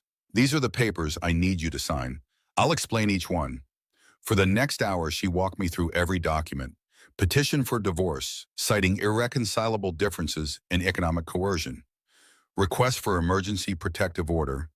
Affidavit detailing the abandonment. Financial disclosure showing my assets and Jameson's theft. Civil complaint for damages. Authorization for federal investigation. Consent for Patricia to provide evidence to law enforcement. Each signature felt like cutting another rope, tying me to the man I'd married. This one's important. Rebecca slid a document across the table. This authorizes our forensic accountant to access all joint accounts and trace every transaction for the past 2 years. Once we have complete financial records, we can prove exactly how much he stole and when. I signed it. This authorizes us to subpoena his phone records, emails, and text messages. Everything we've seen so far came from Patricia's investigation. But in court, we need legal access to that evidence. This gets us that access. I signed it. And this, she paused, this is your sworn statement about the abandonment. You're stating under penalty of perjury that Jameson deliberately left you at an isolated location during a storm, that he calculated the distance, that he told you it was to teach you your place, that you feared for your safety. I stared at the document. Seeing it typed out like that, sworn testimony, legal record, permanent truth, made it feel more real somehow. Did you fear for your safety? Rebecca's question was gentle but necessary. I thought about standing in that parking lot, the rain, the darkness, the certainty that Jameson had planned this moment carefully. Yes, I was afraid. Then sign it, because that fear matters. It's evidence of his intent and state of mind. I signed it. By 9:30, all 18 documents bore my signature. Rebecca immediately scanned them, uploaded them to a secure server, and sent them electronically to the courthouse, the FBI field office, and Jameson's law firm. It's done, she said. As of now, you're officially filing for divorce. The emergency motions should be granted within the hour. Jameson will be served by 11 at the latest. Patricia checked her phone. Process server is in position outside Jameson's office building, waiting for the signal. Michael stood. Alicia, you have a choice now about what happens next. You can go to the corporate apartment, wait for updates, stay removed from the immediate fallout. Or, I prompted, or you can stay here. When Jameson gets served, when his accounts freeze, when his firm suspends him, he'll call, probably multiple times.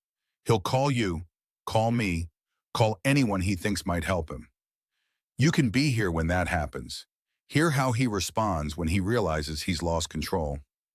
That seems cruel. It's not cruel, Rebecca said. It's strategic.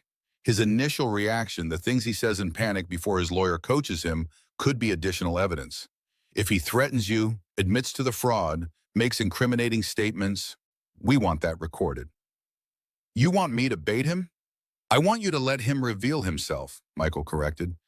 Jameson has been performing for years. The concerned husband, the supportive partner, the victim of your instability.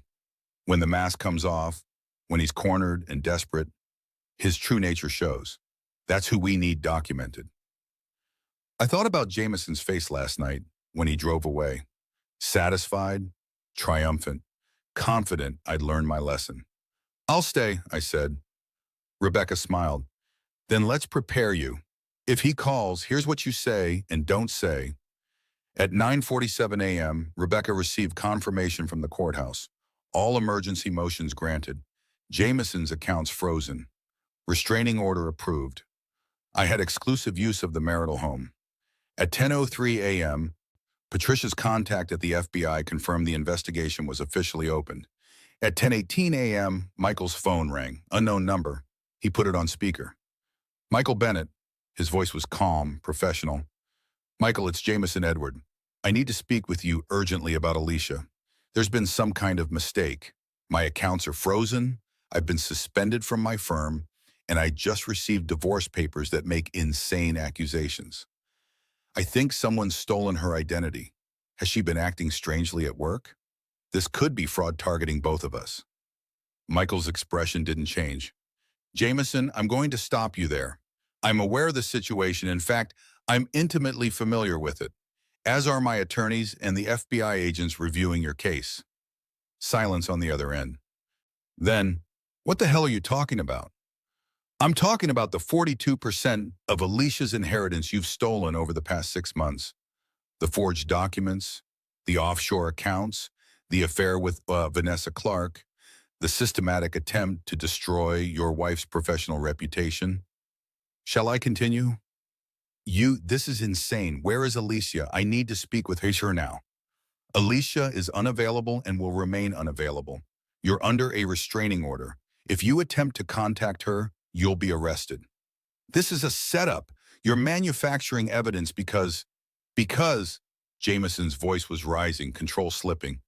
She's been feeding you lies. She's unstable. I told you that weeks ago. She's having a breakdown and you're enabling it.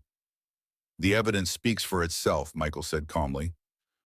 Forensic analysis of forged signatures, bank records of fraudulent transfers, text messages between you and your mistress planning exactly how you'd steal from Alicia and destroy her credibility. Your own words, Jameson, not hers, yours. I want to speak to my wife. She's not your wife anymore. As of this morning, you're divorcing. And given the criminal charges you're facing, I'd suggest you focus on finding a very good attorney rather than trying to contact the woman you abandoned in a storm. Michael ended the call. The office was silent for a long moment. He's panicking, Rebecca said with satisfaction.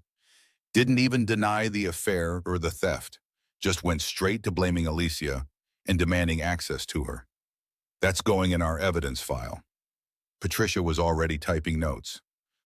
His firm must have just told him about the suspension, and the process server probably handed him the papers right after that call. Perfect timing. My phone buzzed. Text from an unknown number. Alicia, please. We need to talk. This is all a misunderstanding. I can explain everything. Don't let them turn you against me. I love you. I showed it to Rebecca. That's a restraining order violation, she said immediately. Save it. Forward it to me. He just gave us grounds to have him arrested. He's going to keep trying, Michael predicted. When manipulation doesn't work, he'll try intimidation. Then bargaining. Then possibly threats. Let him, Menarna, Rebecca said. Every contact is another violation.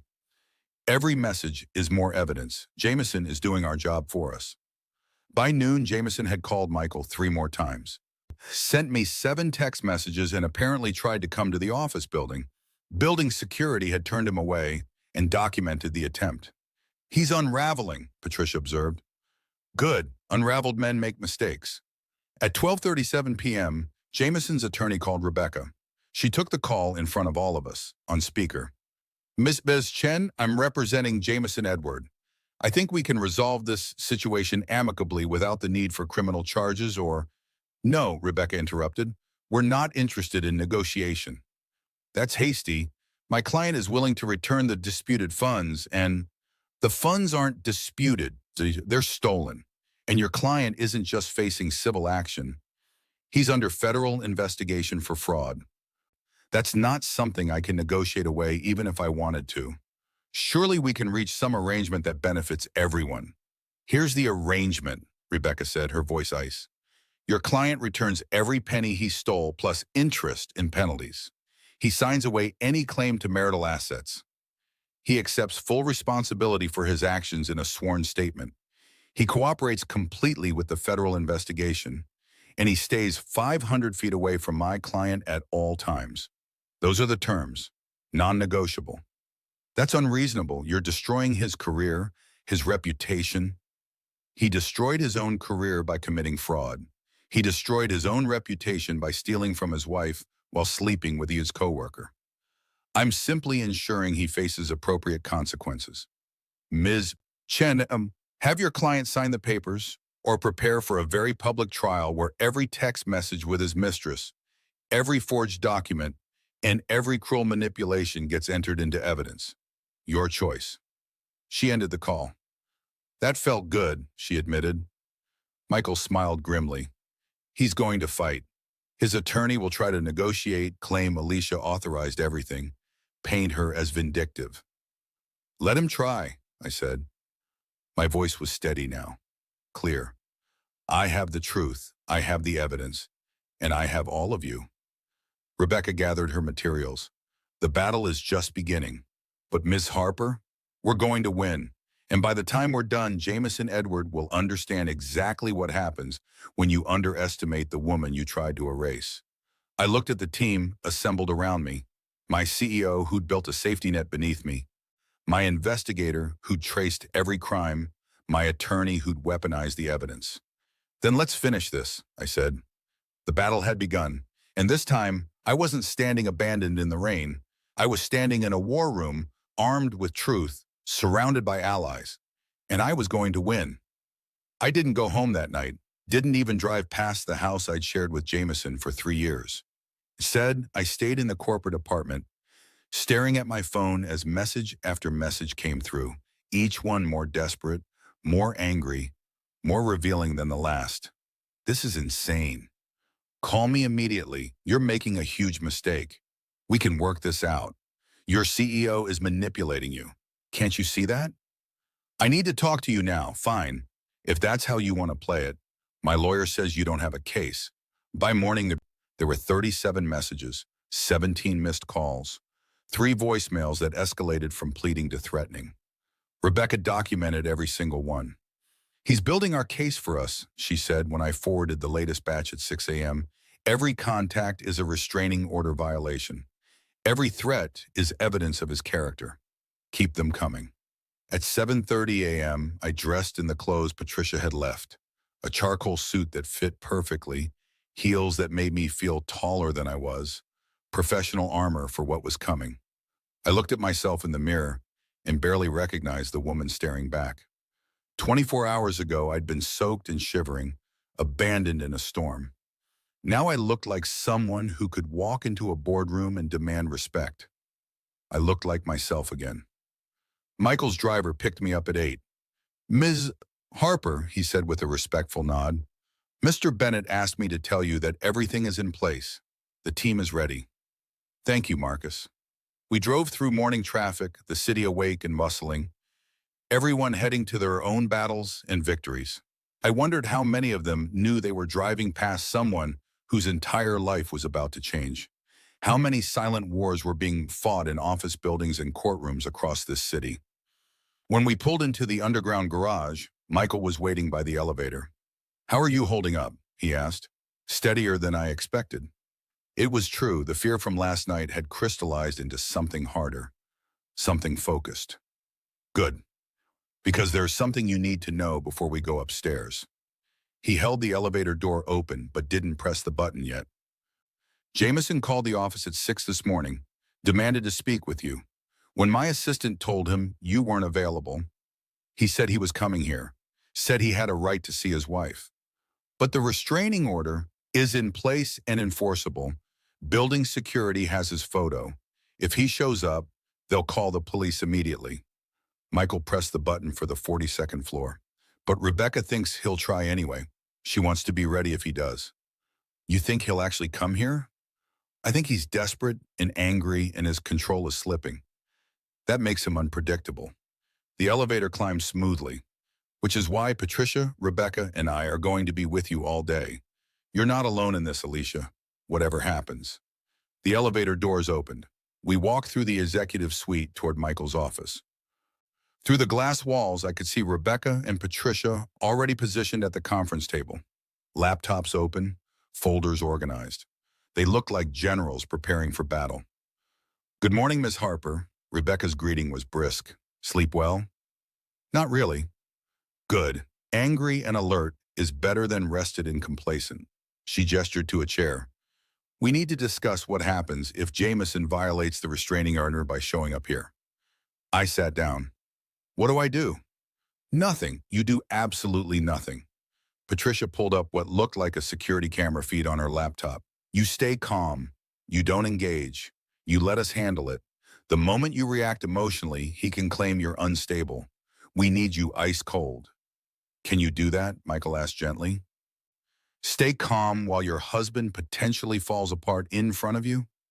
I thought about the text messages, the voicemails, the 3 years of subtle manipulation and the 6 months of outright theft.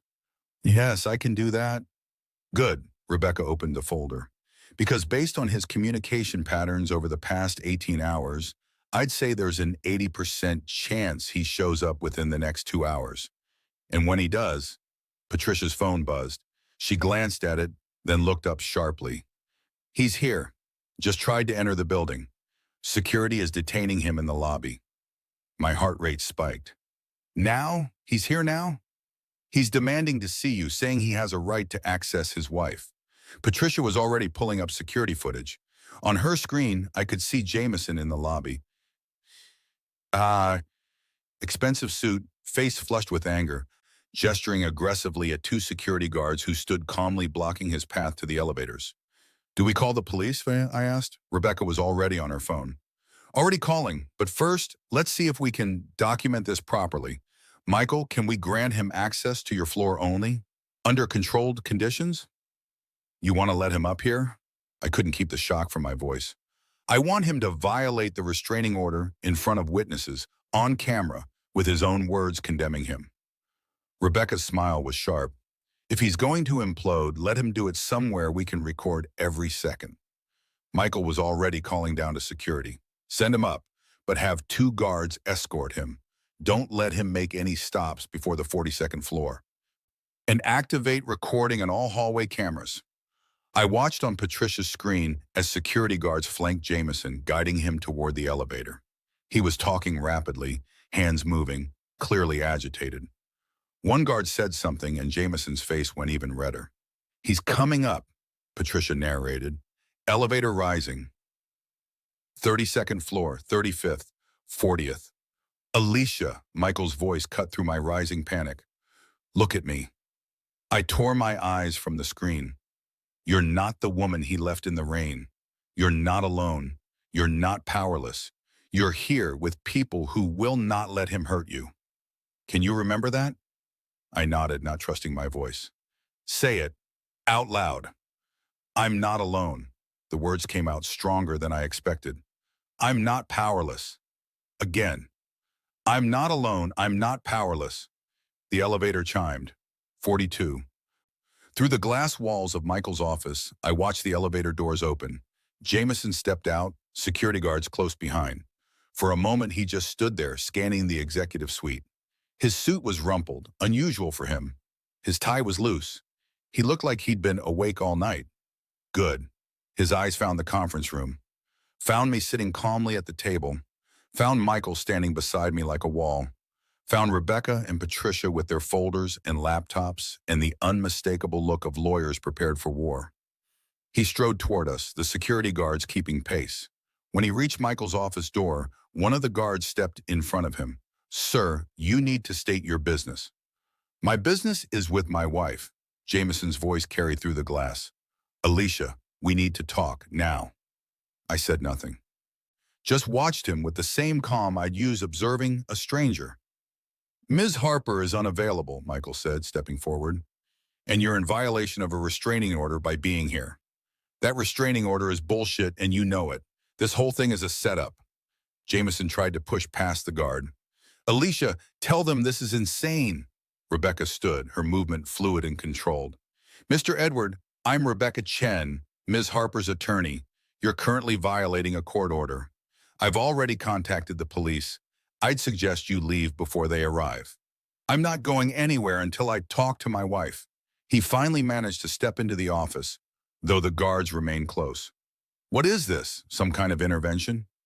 You're all ganging up on her, feeding her lies about me. This is accountability, Jameson. Michael's voice was cold. Something you have apparently never experienced. Rebecca moved to the conference table, picking up the first folder. Since you're here, let's discuss why you're facing federal fraud charges. These are forged documents bearing your wife's signature. She slid photocopies across the table. Forensic analysis confirms they're fake. You stole 42% of her inheritance through identity theft and fraud. Jameson's eyes widened as he looked at the documents. Those are fake, Patricia supplied helpfully. Yes, we know. We traced them. We documented everything. Show him the offshore accounts, Rebecca said. Patricia pulled up a spreadsheet on her laptop, turning it so Jameson could see. Bank account numbers, transfer dates, amounts, a complete map of his theft. The color drained from Jameson's face. And these, Rebecca continued, pulling out another folder, are your text messages with Vanessa Clark. Planning the theft, planning Alicia's professional destruction, planning your future together using money you stole from your wife. She spread photographs across the table. Jameson and Vanessa at restaurants, hotels, wine country. Each image time-stamped, each one a documented betrayal. This is a setup, but his voice lacked conviction now. You're framing me. You, he turned to me. Alicia, baby, please. They're manipulating you. They're trying to turn you against me. You know me. You know I would never. I do know you. My voice came out steady, calm. I stood, meeting his eyes across the table. I know you abandoned me in a storm to teach me a lesson. I know you forged my signature to steal my father's legacy. I know you slept with Vanessa Clark using money from our joint account. I know you tried to convince Michael I was unstable so he'd fire me. I know you planned to divorce me only after you'd taken everything I had. No, that's not. He stepped toward me. The guards moved immediately, blocking him. You're twisting everything. I was protecting you, managing our finances because you were too emotional to stop. Michael's command was sharp. You're not talking your way out of this, Jameson. We have evidence. We have documentation. We have your own words and text messages admitting to fraud. Jameson's control cracked. His voice rose. You're all conspiring against me. This is corporate corruption. Michael, you're using your position to what? Michael stepped closer. To protect my employee from her abusive husband? To ensure justice for fraud and theft? To do what's right? She's mine, Jameson shouted. The words echoed in the office. I built her up. I supported her career. I made her who she is. No, I said it quietly, but everyone in the room heard. You didn't build me, Jameson. You tried to tear me down so you could steal what I built myself. You saw my success and my inheritance as things to take. You saw my kindness as weakness. You saw my trust as an opportunity. After everything I've done for you, after everything you've done to Matty, I corrected. And that ends today. Rebecca pulled out another folder. These are the divorce papers, filed this morning. We're also filing fraud charges with the FBI, civil suits for damages, and professional complaints with your firm's ethics board. Your accounts are frozen. Your career is over. And you're going to jail. This is insane.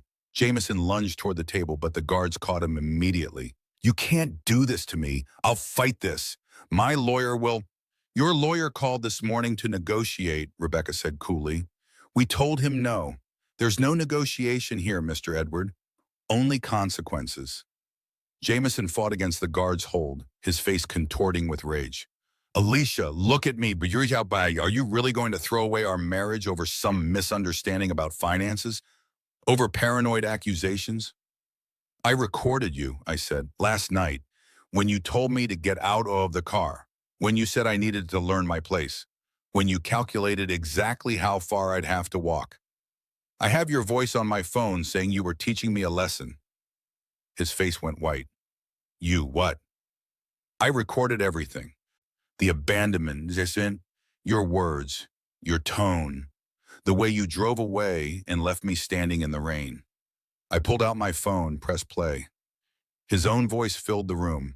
You need to learn your place, Alicia. Maybe walking home in the rain will remind you who runs this family. The silence that followed was absolute. That's criminal abandonment, Rebecca said, combined with the fraud, the forgery, the identity theft. You're looking at 5 to 10 years minimum. Jameson sagged in the guard's grip. The fight went out of him all at once. No, this can't be happening. It is happening, Michael said, because you underestimated the woman you tried to destroy. You thought she was alone. You thought she was powerless. You were wrong on both counts. Police are here, Patricia announced, looking at her phone. They're coming up. Jameson looked around wildly at the evidence spread across the table, at the guards holding him, at me standing calm and resolute. Alicia, please. I'm sorry. I'm so sorry. We can fix this. We can go to counseling. I'll return the money. I'll do whatever you want. Just please. I want you out of my life. My voice didn't waver. I want you to face the consequences of what you've done. And I want you to know that the woman you abandoned in the rain, she's the one who destroyed you. The elevator chimed. 2 police officers stepped onto the floor. Mr. Jameson Edward? One of them called. That's him, Rebecca said. Restraining order violation documented on camera. We have witnesses. The officers approached. Sir, you're under arrest for violating a protective order. You have the right to remain silent. Jameson struggled as they handcuffed him. This is wrong. You're all wrong. Alicia, don't do this. Don't let them. Ma'am? One officer turned to me. Are you safe? Do you need medical attention? I'm safe, I said. Thank you. They led Jameson toward the elevator. He kept turning back, kept shouting, but the words blurred together. Accusations and pleas and threats all tangling into meaningless noise. The elevator doors closed. He was gone. The office fell quiet. Through the windows, the city continued its mourning, traffic and commerce, and a million lives being lived. None of them knowing that in this one room, a woman had just reclaimed her life from the man who'd tried to steal it. It's over, Patricia said. No, Rebecca was already gathering her materials. It's just beginning. He'll be arraigned. He'll post bail. He'll hire the best attorneys his money can buy, or what's left of it. This fight will last months. But we won today, Mary. We've won, Michael said, the most important battle, the one where Jameson learned he no longer has power over you. I sank into a chair, legs suddenly shaky. The adrenaline that had carried me through the confrontation was draining away, leaving exhaustion in its wake. Did I really just watch my husband get arrested? Yes, Rebecca said gently. And you did it with grace and strength. You didn't break. You didn't let him manipulate you. You stood your ground. He looked so? I struggled for words. Broken. Good, Patricia said firmly. He should be broken. He tried to break you first. Michael crouched beside my chair. How are you feeling? Really? I thought about it. Search for the guilt, the second-guessing, the doubt, found only clarity. I feel free, I said, and I did. For the first time in years, I felt the weight of Jameson's control lifting. The fear he'd planted, the self-doubt he'd cultivated, the isolation he'd created. All of it was breaking apart like ice in spring thaw. Good, Michael stood, because tomorrow we keep fighting, but today you rest. You've earned it. Rebecca packed up her briefcase. I'll handle the arraignment. You don't need to be there. Stay away from the courthouse, avoid the press, and let us do our jobs. Patricia closed her laptop. I'll continue documenting everything. Every contact he makes, every threat, every attempt to manipulate the narrative. By the time we're done, his own actions will bury him. They left one by one, until it was just Michael and me in his office, the morning sun streaming through windows, the city spread out below like a promise. Thank you, I said, for all of this, for building the safety net, for, you don't thank people for doing what's right, he said, echoing his words from before. You thank them for being there. Then thank you for being there, he smiled, always. I looked at the conference table where evidence of my husband's betrayal had been spread like a map of destruction, where I'd stood my ground while he fell apart, where I'd reclaimed my voice and my power and my future. Jameson had tried to teach me a lesson in that storm. He taught me something, but not what he intended. He taught me I was stronger than I knew, braver than I believed, worthy of protection and support and justice. He taught me that kindness wasn't weakness, that asking questions wasn't paranoia, that standing up for yourself wasn't betrayal. He taught me that sometimes the rain doesn't break you. Sometimes it washes away everything false and reveals the truth that was there all along. The news spread faster than I'd anticipated. By noon on the day of Jameson's arrest, his law firm had received Rebecca's evidence package, 63 pages of forged documents, fraudulent transfers, and text messages proving he'd stolen from his wife while coordinating with his mistress. By 2 p.m., his partnership was suspended pending internal review. By 4 p.m., someone had leaked it to the legal gossip blogs. Prominent investment attorney, arrested for defrauding wife. Federal investigation launched into Jameson Edwards' offshore accounts finance professional, accused of stealing millions from spouse's inheritance. Patricia called at 5 to read me the headlines. It's everywhere, legal news sites, finance blogs, even made the local news ticker. Attorney arrested for domestic fraud. You okay with this going public? Was I? I sat in the corporate apartment, looking at my phone screen filled with notifications, messages from people I hadn't heard from in months, former colleagues expressing shock, acquaintances I'd lost touch with saying they'd always suspected something was off about Jameson. Where had all these people been when I was isolated and struggling? I'm fine with it, I told Patricia. Let the truth be public. I'm done hiding. But that night, alone in the sterile apartment, I wasn't fine. I sat on the floor of the shower until the water ran cold, trying to wash away 3 years of manipulation that had seeped into my skin like stain into wood. Michael called at 7 a.m. the next morning. How are you doing? I don't know. The honest answer? I keep waiting to feel, victorious, relieved, something other than numb. That's normal. You're processing trauma.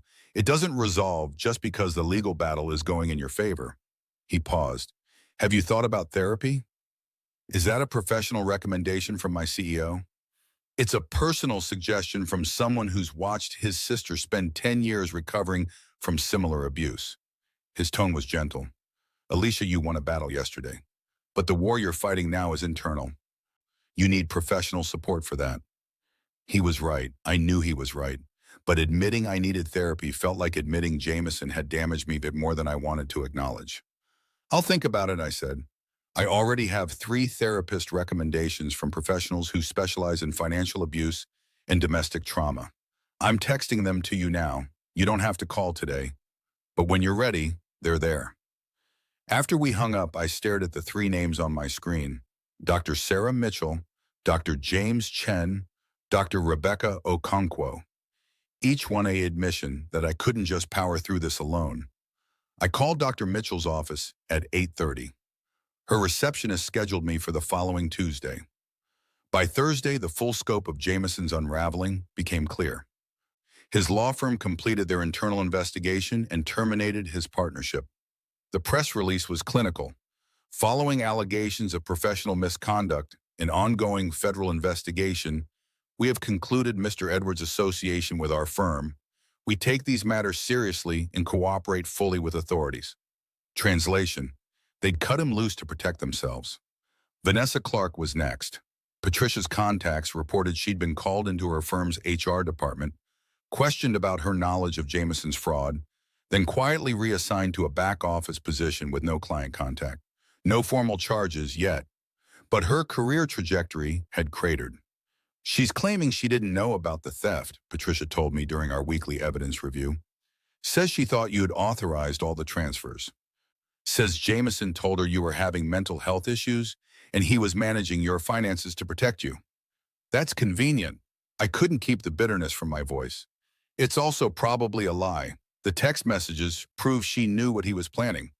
But her attorney is smart, trying to position her as a duped mistress rather than an accomplice. Patricia closed her laptop. The FBI will determine her culpability. Either way, her reputation and finances destroyed. I should have felt satisfaction.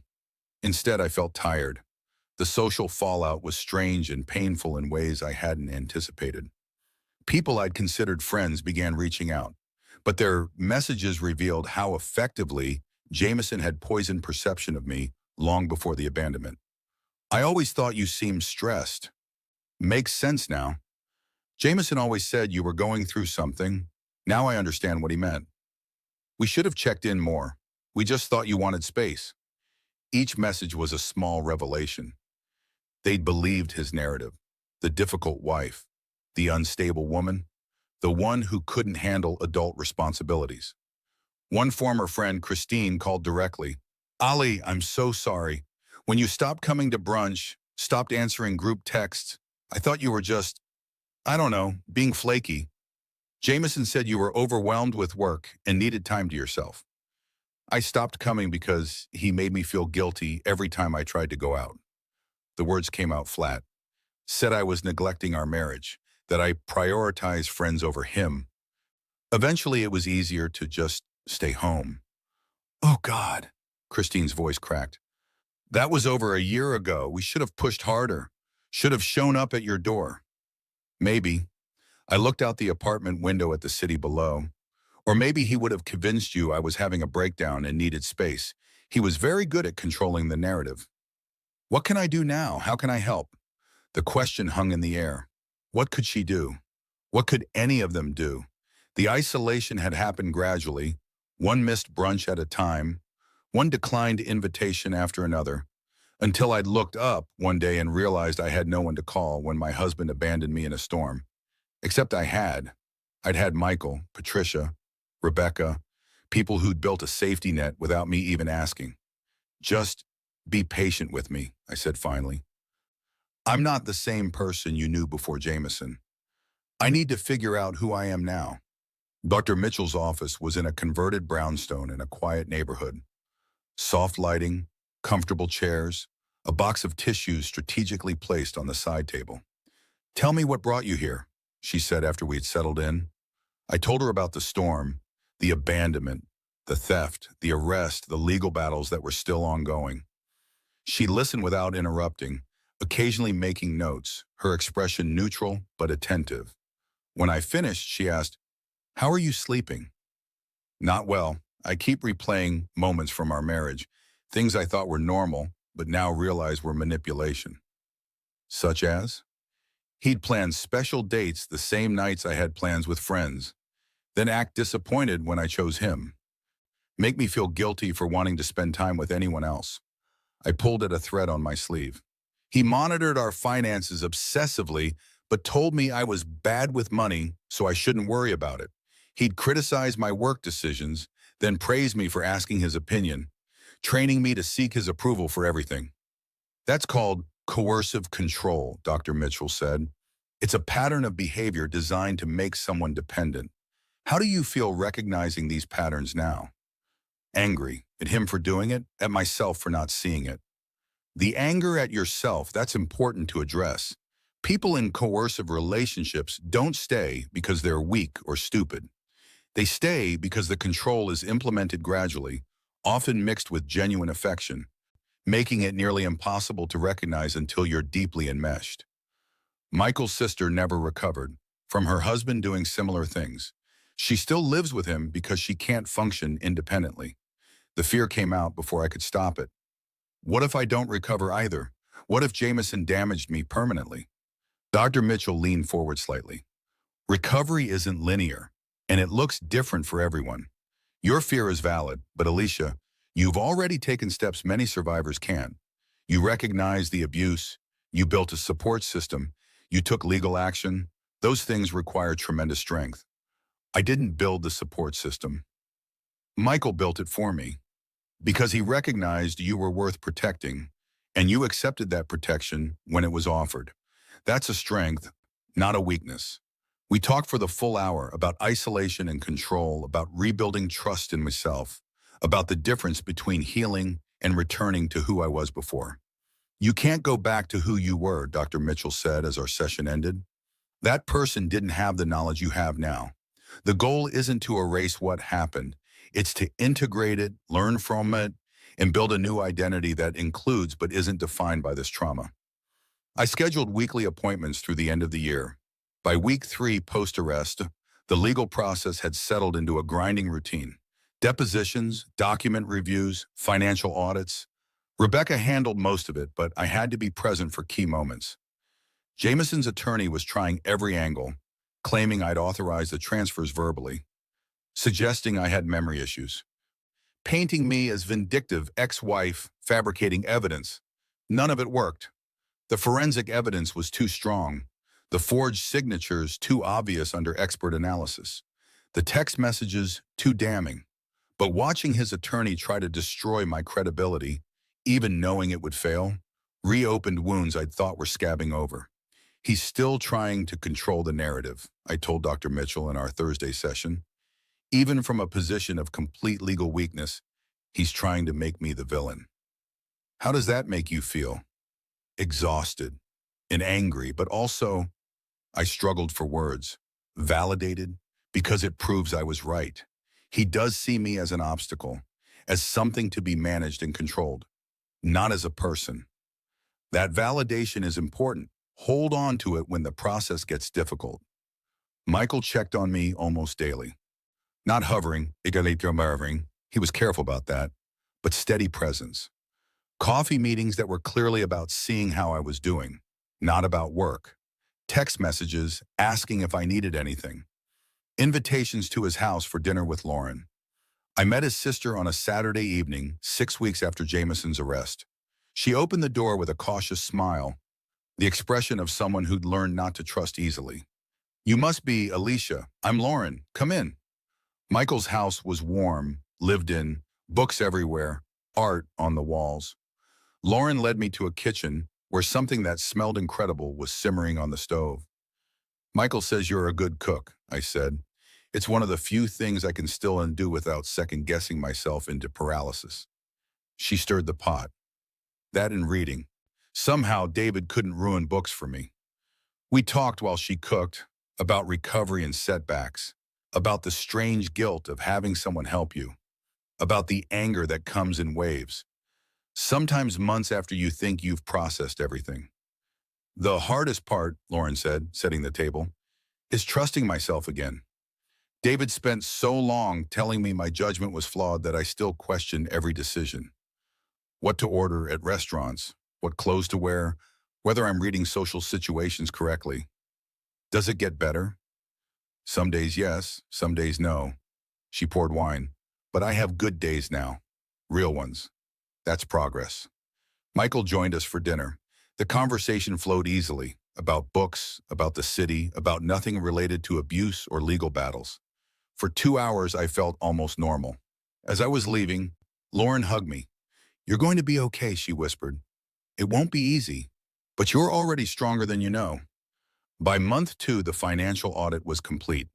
Patricia's final report showed Jameson had stolen $2.8 million over 6 months, more than the initial estimate.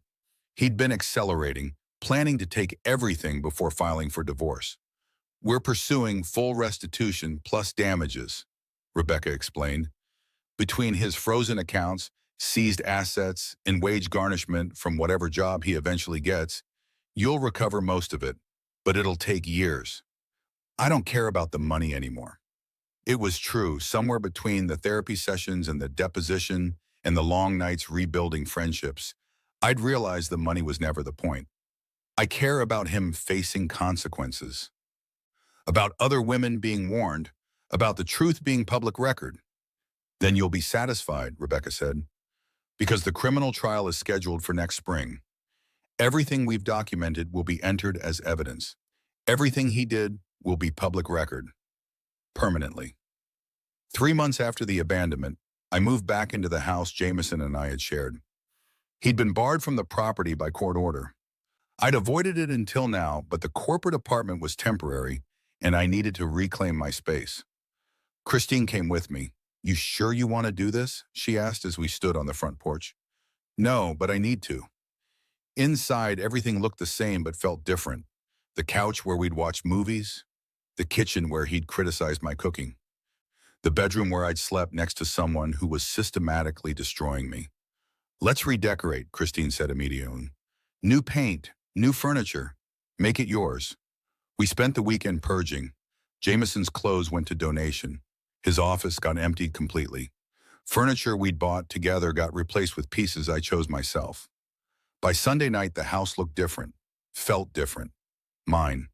I stood in the bedroom I'd repainted a soft blue, looking at furniture Jameson had never touched, wearing pajamas he'd never seen, and felt something settle in my chest. This was my house, my life, my future. Jameson had tried to take it all, but he'd failed. At my 3-month therapy session, Dr. Mitchell asked, "How would you describe where you are now compared to where you started?" I thought about it. About the woman who'd stood in the rain, abandoned and afraid. About the woman who'd sat in Michael's office surrounded by evidence of betrayal. About the woman I was becoming, scarred but stronger, damaged but healing. "I'm not fixed," I said. "I still have bad days, still question my judgment sometimes, still get angry at myself for not seeing what Jameson was doing sooner. But I'm also building a life that's mine. I have friends again. I'm good at my job. I can make decisions without needing validation. I'm learning to trust myself." I smiled slightly. "Some days I even like the woman I'm becoming." "That's significant progress, Alicia. You should acknowledge that."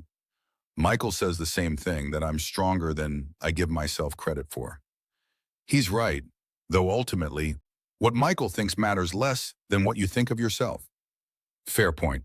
I looked at the woman in Dr. Mitchell's office, professional, composed, healing, not broken, not powerless, not defined by what had been done to her, but by how she'd chosen to respond. I think, I said slowly, I'm going to be okay. Eventually. You already are okay, Dr. Mitchell said gently. You're just learning to see it. And sitting there 3 months after the worst night of my life became the beginning of my recovery, I realized she might be right. The legal battle would continue. The emotional healing would take longer still. But I was okay. Not despite what Jameson had done, but because of how I'd chosen to survive it. And that made all the difference. 6 months, half a year since I'd stood in the rain, watching red taillights disappear into darkness. Half a year since Michael had appeared with an umbrella and a briefcase full of evidence. Half a year since my life had been dismantled and rebuilt into something I barely recognize. Something better. The divorce decree arrived on a Tuesday in a manila envelope marked with the county clerk's official seal. Rebecca called to walk me through it. It's final, she said. The judge granted everything we requested, full restitution of stolen assets, plus damages, exclusive ownership of the marital home. He gets nothing except his personal belongings and whatever's left in his accounts after restitution. And the criminal case? Plea deal was finalized last week. 3 years probation, full restitution, community service, and permanent record of fraud conviction. No jail time. The prosecutor felt the financial penalties and professional consequences were sufficient punishment given his cooperation in returning the assets. Part of me had wanted to see him behind bars, but the rational part understood that recovering my money mattered more than revenge. Vanessa Clark, I asked. Took a deal too, accessory charges dropped in exchange for testimony and surrender of any gifts purchased with your funds. She moved to Arizona last month. New job, new life, thoroughly tainted reputation that followed her there. After Rebecca hung up, I sat with the divorce decree in my hands. The legal language was drawn clinical. Marriage is hereby dissolved. Parties are restored to status of single persons. Single. The word felt strange and freeing simultaneously. Michael had promoted me to VP of Operations 2 months earlier. The announcement came during a board meeting where I'd presented a restructuring proposal that would save the company $3 million annually while improving employee satisfaction. Effective immediately, he'd said after I finished my presentation, Alicia Harper will assume the role of Vice President of Operations. She's earned it through exceptional leadership, strategic thinking, and grace under circumstances that would have broken most people. The board had applauded. Later in his office, Michael explained, this isn't charity or sympathy. You're the best person for this role. Jameson spent years trying to convince everyone, including you, that you weren't capable of leadership. Time to prove him definitively wrong. The promotion came with a corner office, a substantial raise, and a seat at the executive table. It also came with challenges that had nothing to do with my competence and everything to do with relearning how to trust my own judgment. Dr. Mitchell helped me work through the imposter syndrome that flared up weekly. You keep waiting for someone to realize you don't belong, she observed. But Alicia, you've been doing VP-level work for months. You're not faking anything. Jameson used to say I was only successful because he supported me, that without him managing our life, I'd fall apart. And yet here you are, thriving professionally, managing your own finances, making major decisions independently. Falls apart how, exactly? She had a point. On a Saturday morning in late spring, I drove back to the rest stop. I'd been thinking about it for weeks, the place where everything had changed, where Jameson had abandoned me thinking he was teaching me a lesson, unknowingly setting in motion his own destruction. The access road looked different in daylight, less isolated, just a forgotten stretch of highway with an abandoned gas station slowly being reclaimed by weeds. I pulled into the empty parking lot and turned off the engine. The silence was profound. No rain, no wind, just spring sunshine and bird song and the distant hum of traffic on the main highway. I got out of the car and walked to the spot where I'd stood 6 months ago. The asphalt was cracked but dry. A dandelion pushed through one of the fissures, bright yellow against gray concrete, refusing to be suppressed by its hostile environment. I thought about that woman who'd stood here shivering and afraid. She'd been so convinced she was powerless, so certain she deserved the cruelty being inflicted on her, so trapped by years of manipulation that she couldn't see the cage doors were already open. "I'm sorry," I said aloud to her, to my past self. "I'm sorry I let him make you feel small. I'm sorry it took so long to see what he was doing. But I'm grateful you were strong enough to survive until help arrived." My phone rang, breaking the moment. Michael's name on the screen. "Hey," I answered. "What's up?" "Board meeting got moved to Monday morning, 9 a.m. Can you present the acquisition proposal then instead of Wednesday?" "Not a problem.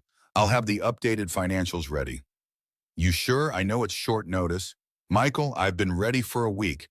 Moving it up 2 days doesn't change anything." A pause, then, "You know what? You're right. I need to stop checking if you're sure about things you've already said you're sure about." "Yes, you do. I'm the VP of Operations. Trust that I know my schedule." He laughed. "Fair enough. See you Monday." After we hung up, I realized what had just happened. A year ago, even 6 months ago, I would have panicked at the schedule change, would have questioned whether I was really ready, would have sought reassurance that it was okay to say yes. Now, I'd stated facts and moved on. Growth wasn't always dramatic. Sometimes it was just answering a phone call without anxiety. I took one last look at the rest stop, at the dandelion pushing through concrete, at the place where Jameson had tried to break me and instead had freed me. "Thank you," I said quietly. Not to him, never to him. To whatever force in the universe had put Michael on that road at that moment. To Patricia and Rebecca for building the case. To Dr. Mitchell for helping me heal. To myself for being brave enough to accept help. Then I got back in my car and drove away. In the rearview mirror, the rest stop grew smaller and smaller until it disappeared around a curve. Monday morning, I arrived at the office at 7:30. My corner office still felt surreal. Windows overlooking the financial district, space to think and work and build something meaningful. Patricia stopped by at 8:15. "How are you doing? Big presentation today." "Prepared. The acquisition makes financial sense. The board will see that." "Not nervous at all?" "A little nervous, but that's normal. Jameson used to tell me my nervousness meant I wasn't ready. Dr. Mitchell helped me understand that nervousness just means I care about doing well. It's not a weakness." Patricia smiled. "You've come a long way." "We all have. How's your next case going?" "Another financial abuse situation. Husband controlling all the money. Wife just starting to ask questions. We're building the evidence file now, just like we did for you." She paused. "You inspired that, you know. When the client came to me, I told her about a woman who'd been abandoned in a storm and came back stronger.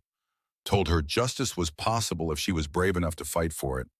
The thought that my story might help someone else made something warm bloom in my chest. Tell her she's not alone. Tell her there are people who will believe her." "I will." The boardroom filled steadily as 9 o'clock approached. 12 board members, plus Michael, plus department heads attending to learn about the proposed acquisition. I set up my presentation materials with hands that didn't shake. Checked the projector. Organized my notes. Breathed. A year ago, Jameson had been in Michael's office trying to convince him I was too unstable for leadership. That I was emotional, irrational, incapable of handling pressure. Now I was about to present a $40 million acquisition proposal to the board of directors. Funny how things changed. Michael called the meeting to order at 9 sharp. First item, acquisition proposal for Anderson Technologies. Alicia will present the analysis and recommendation. I stood, moved to the front of the room, and began. Anderson Technologies represents a strategic opportunity to expand our market share in the Midwest while acquiring proven intellectual property that complements our existing product line. I've spent 3 months conducting due diligence, financial analysis, market research, cultural assessment, integration planning. I clicked through slides showing revenue projections, risk analysis, synergy potential, answered questions about financing structure and timeline, addressed concerns about integration challenges. One board member, an older man named Richard, who'd been skeptical of my promotion, asked, "This is an aggressive timeline. What happens if the integration doesn't go smoothly?" "Contingency plans are outlined in Appendix C," I replied calmly. "We've identified 3 potential risk areas and developed mitigation strategies for each. Additionally, I recommend assigning a dedicated integration team reporting directly to my office to ensure accountability." "You've thought this through." "That's my job." He smiled. "Fair enough, I'm in favor." After 45 minutes of presentation and discussion, Michael called for a vote. The acquisition was approved unanimously. As the meeting adjourned, several board members stopped to congratulate me. Richard shook my hand. "Solid work, Alicia. When Michael promoted you, I had concerns. You've proven me wrong. That takes character. Thank you for being willing to change your assessment based on evidence." After the room cleared, Michael lingered. "That was masterful. You commanded that room. I knew my material, prepared for their questions, did my job. More than that, you owned your authority. A year ago, I would have apologized 3 times for taking up their time and questioned every decision I made. I gathered my materials. I'm not that person anymore." "No, you're not." He smiled. "Jameson tried to teach you about knowing your place. Guess you learned something different." "I learned my place is wherever I decide it should be. And right now it's here doing work that matters, with people who respect what I bring to the table." Amen to that. That evening, I met Christine and 2 other friends for dinner. Real friends now, people I saw regularly, who knew what I'd been through, who'd stuck around during the hard months of recovery. "How'd the big presentation go?" Christine asked as we ordered. "Board approved the acquisition. Unanimous vote." "That's huge. Congratulations." "Thanks. It feels good. Not just the approval, but—" I struggled for words. "Feeling competent, trusting my judgment, not second-guessing every decision." "That's the real victory," another friend Diane said. "The professional stuff is great, but the personal growth? That's what matters." She was right. The promotion was validation, but the internal shift was transformation. We talked about work and books and summer plans and nothing related to Jameson or divorce or recovery, just normal conversation among friends. Another small victory I learned to celebrate. Walking to my car later, I passed a couple arguing on the sidewalk. The man was gesturing aggressively, his voice sharp. "You're being irrational. Why can't you just listen to me?" The woman's face was tight with barely controlled emotion. "I am listening, you're just not liking what I'm saying." I stopped at a safe distance, pulling out my phone. If the situation escalated, I'd call someone, intervene safely. But the woman straightened her shoulders and said clearly, "I'm done with this conversation. We can talk when you're calm." So then she walked away, toward her own car, away from someone trying to make her feel small. I waited until she was safely in her vehicle before continuing to mine. That could have been me a year ago, trapped in a parking lot argument, convinced I was the problem, unable to see the manipulation. But it wasn't me. Not anymore. Later that night, alone in the house that was now fully mine, I made tea and sat in the living room I'd redecorated. Blue walls instead of gray. Art I'd chosen. Furniture that felt like me. I pulled up a photo on my phone from 6 months ago, the one Patricia had taken in Michael's office that first night. Me wrapped in Michael's jacket, hair still damp from rain, eyes shell-shocked but determined. Then a photo from today. Me in the boardroom, mid-presentation, confident and composed. Same person, different understanding of who that person was. Jameson had tried to teach me a lesson about my place in his world, about obedience and consequence, and the price of questioning him. Instead, he'd taught me about resilience, about the strength in asking for help, about the power of truth when supported by evidence and allies and determination. He taught me that rain doesn't always destroy. Sometimes it washes away everything false and leaves only bedrock. He'd taught me that the woman he'd tried to diminish was actually strong enough to dismantle his entire plan and walk away free. He'd taught me that my place wasn't determined by someone else's cruelty. It was determined by my own courage. And courage, I'd learned, wasn't the absence of fear. It was standing in the rain, getting in Michael's car, signing the documents, Facing the confrontation, doing the therapy, rebuilding the friendships, trusting myself again. Courage was showing up to board meetings and presentations and life itself, even when part of me still whispered that I wasn't enough. Courage was becoming the woman I was always supposed to be, the one Jameson had spent years trying to erase. My phone buzzed, a text from Lauren, Michael's sister. Proud of you for today's presentation. Michael told me, you're doing the thing, living instead of just surviving. That's everything. I typed back, learning from the best. Coffee this weekend? Absolutely. I set down my phone and looked around the room. My home, my career, my life. Not defined by what had been done to me, but by what I'd chosen to do next. Jameson had abandoned me in a storm believing it would break me. Instead, the storm had revealed who I really was, and I was still standing, stronger, freer, whole. The rain had washed away his lies and left only truth. I had always been enough. I had always been capable. I had always deserved respect in partnership and love. I just hadn't known it until someone showed me the evidence. Now I did. And that knowledge was power that no one could ever steal from me again.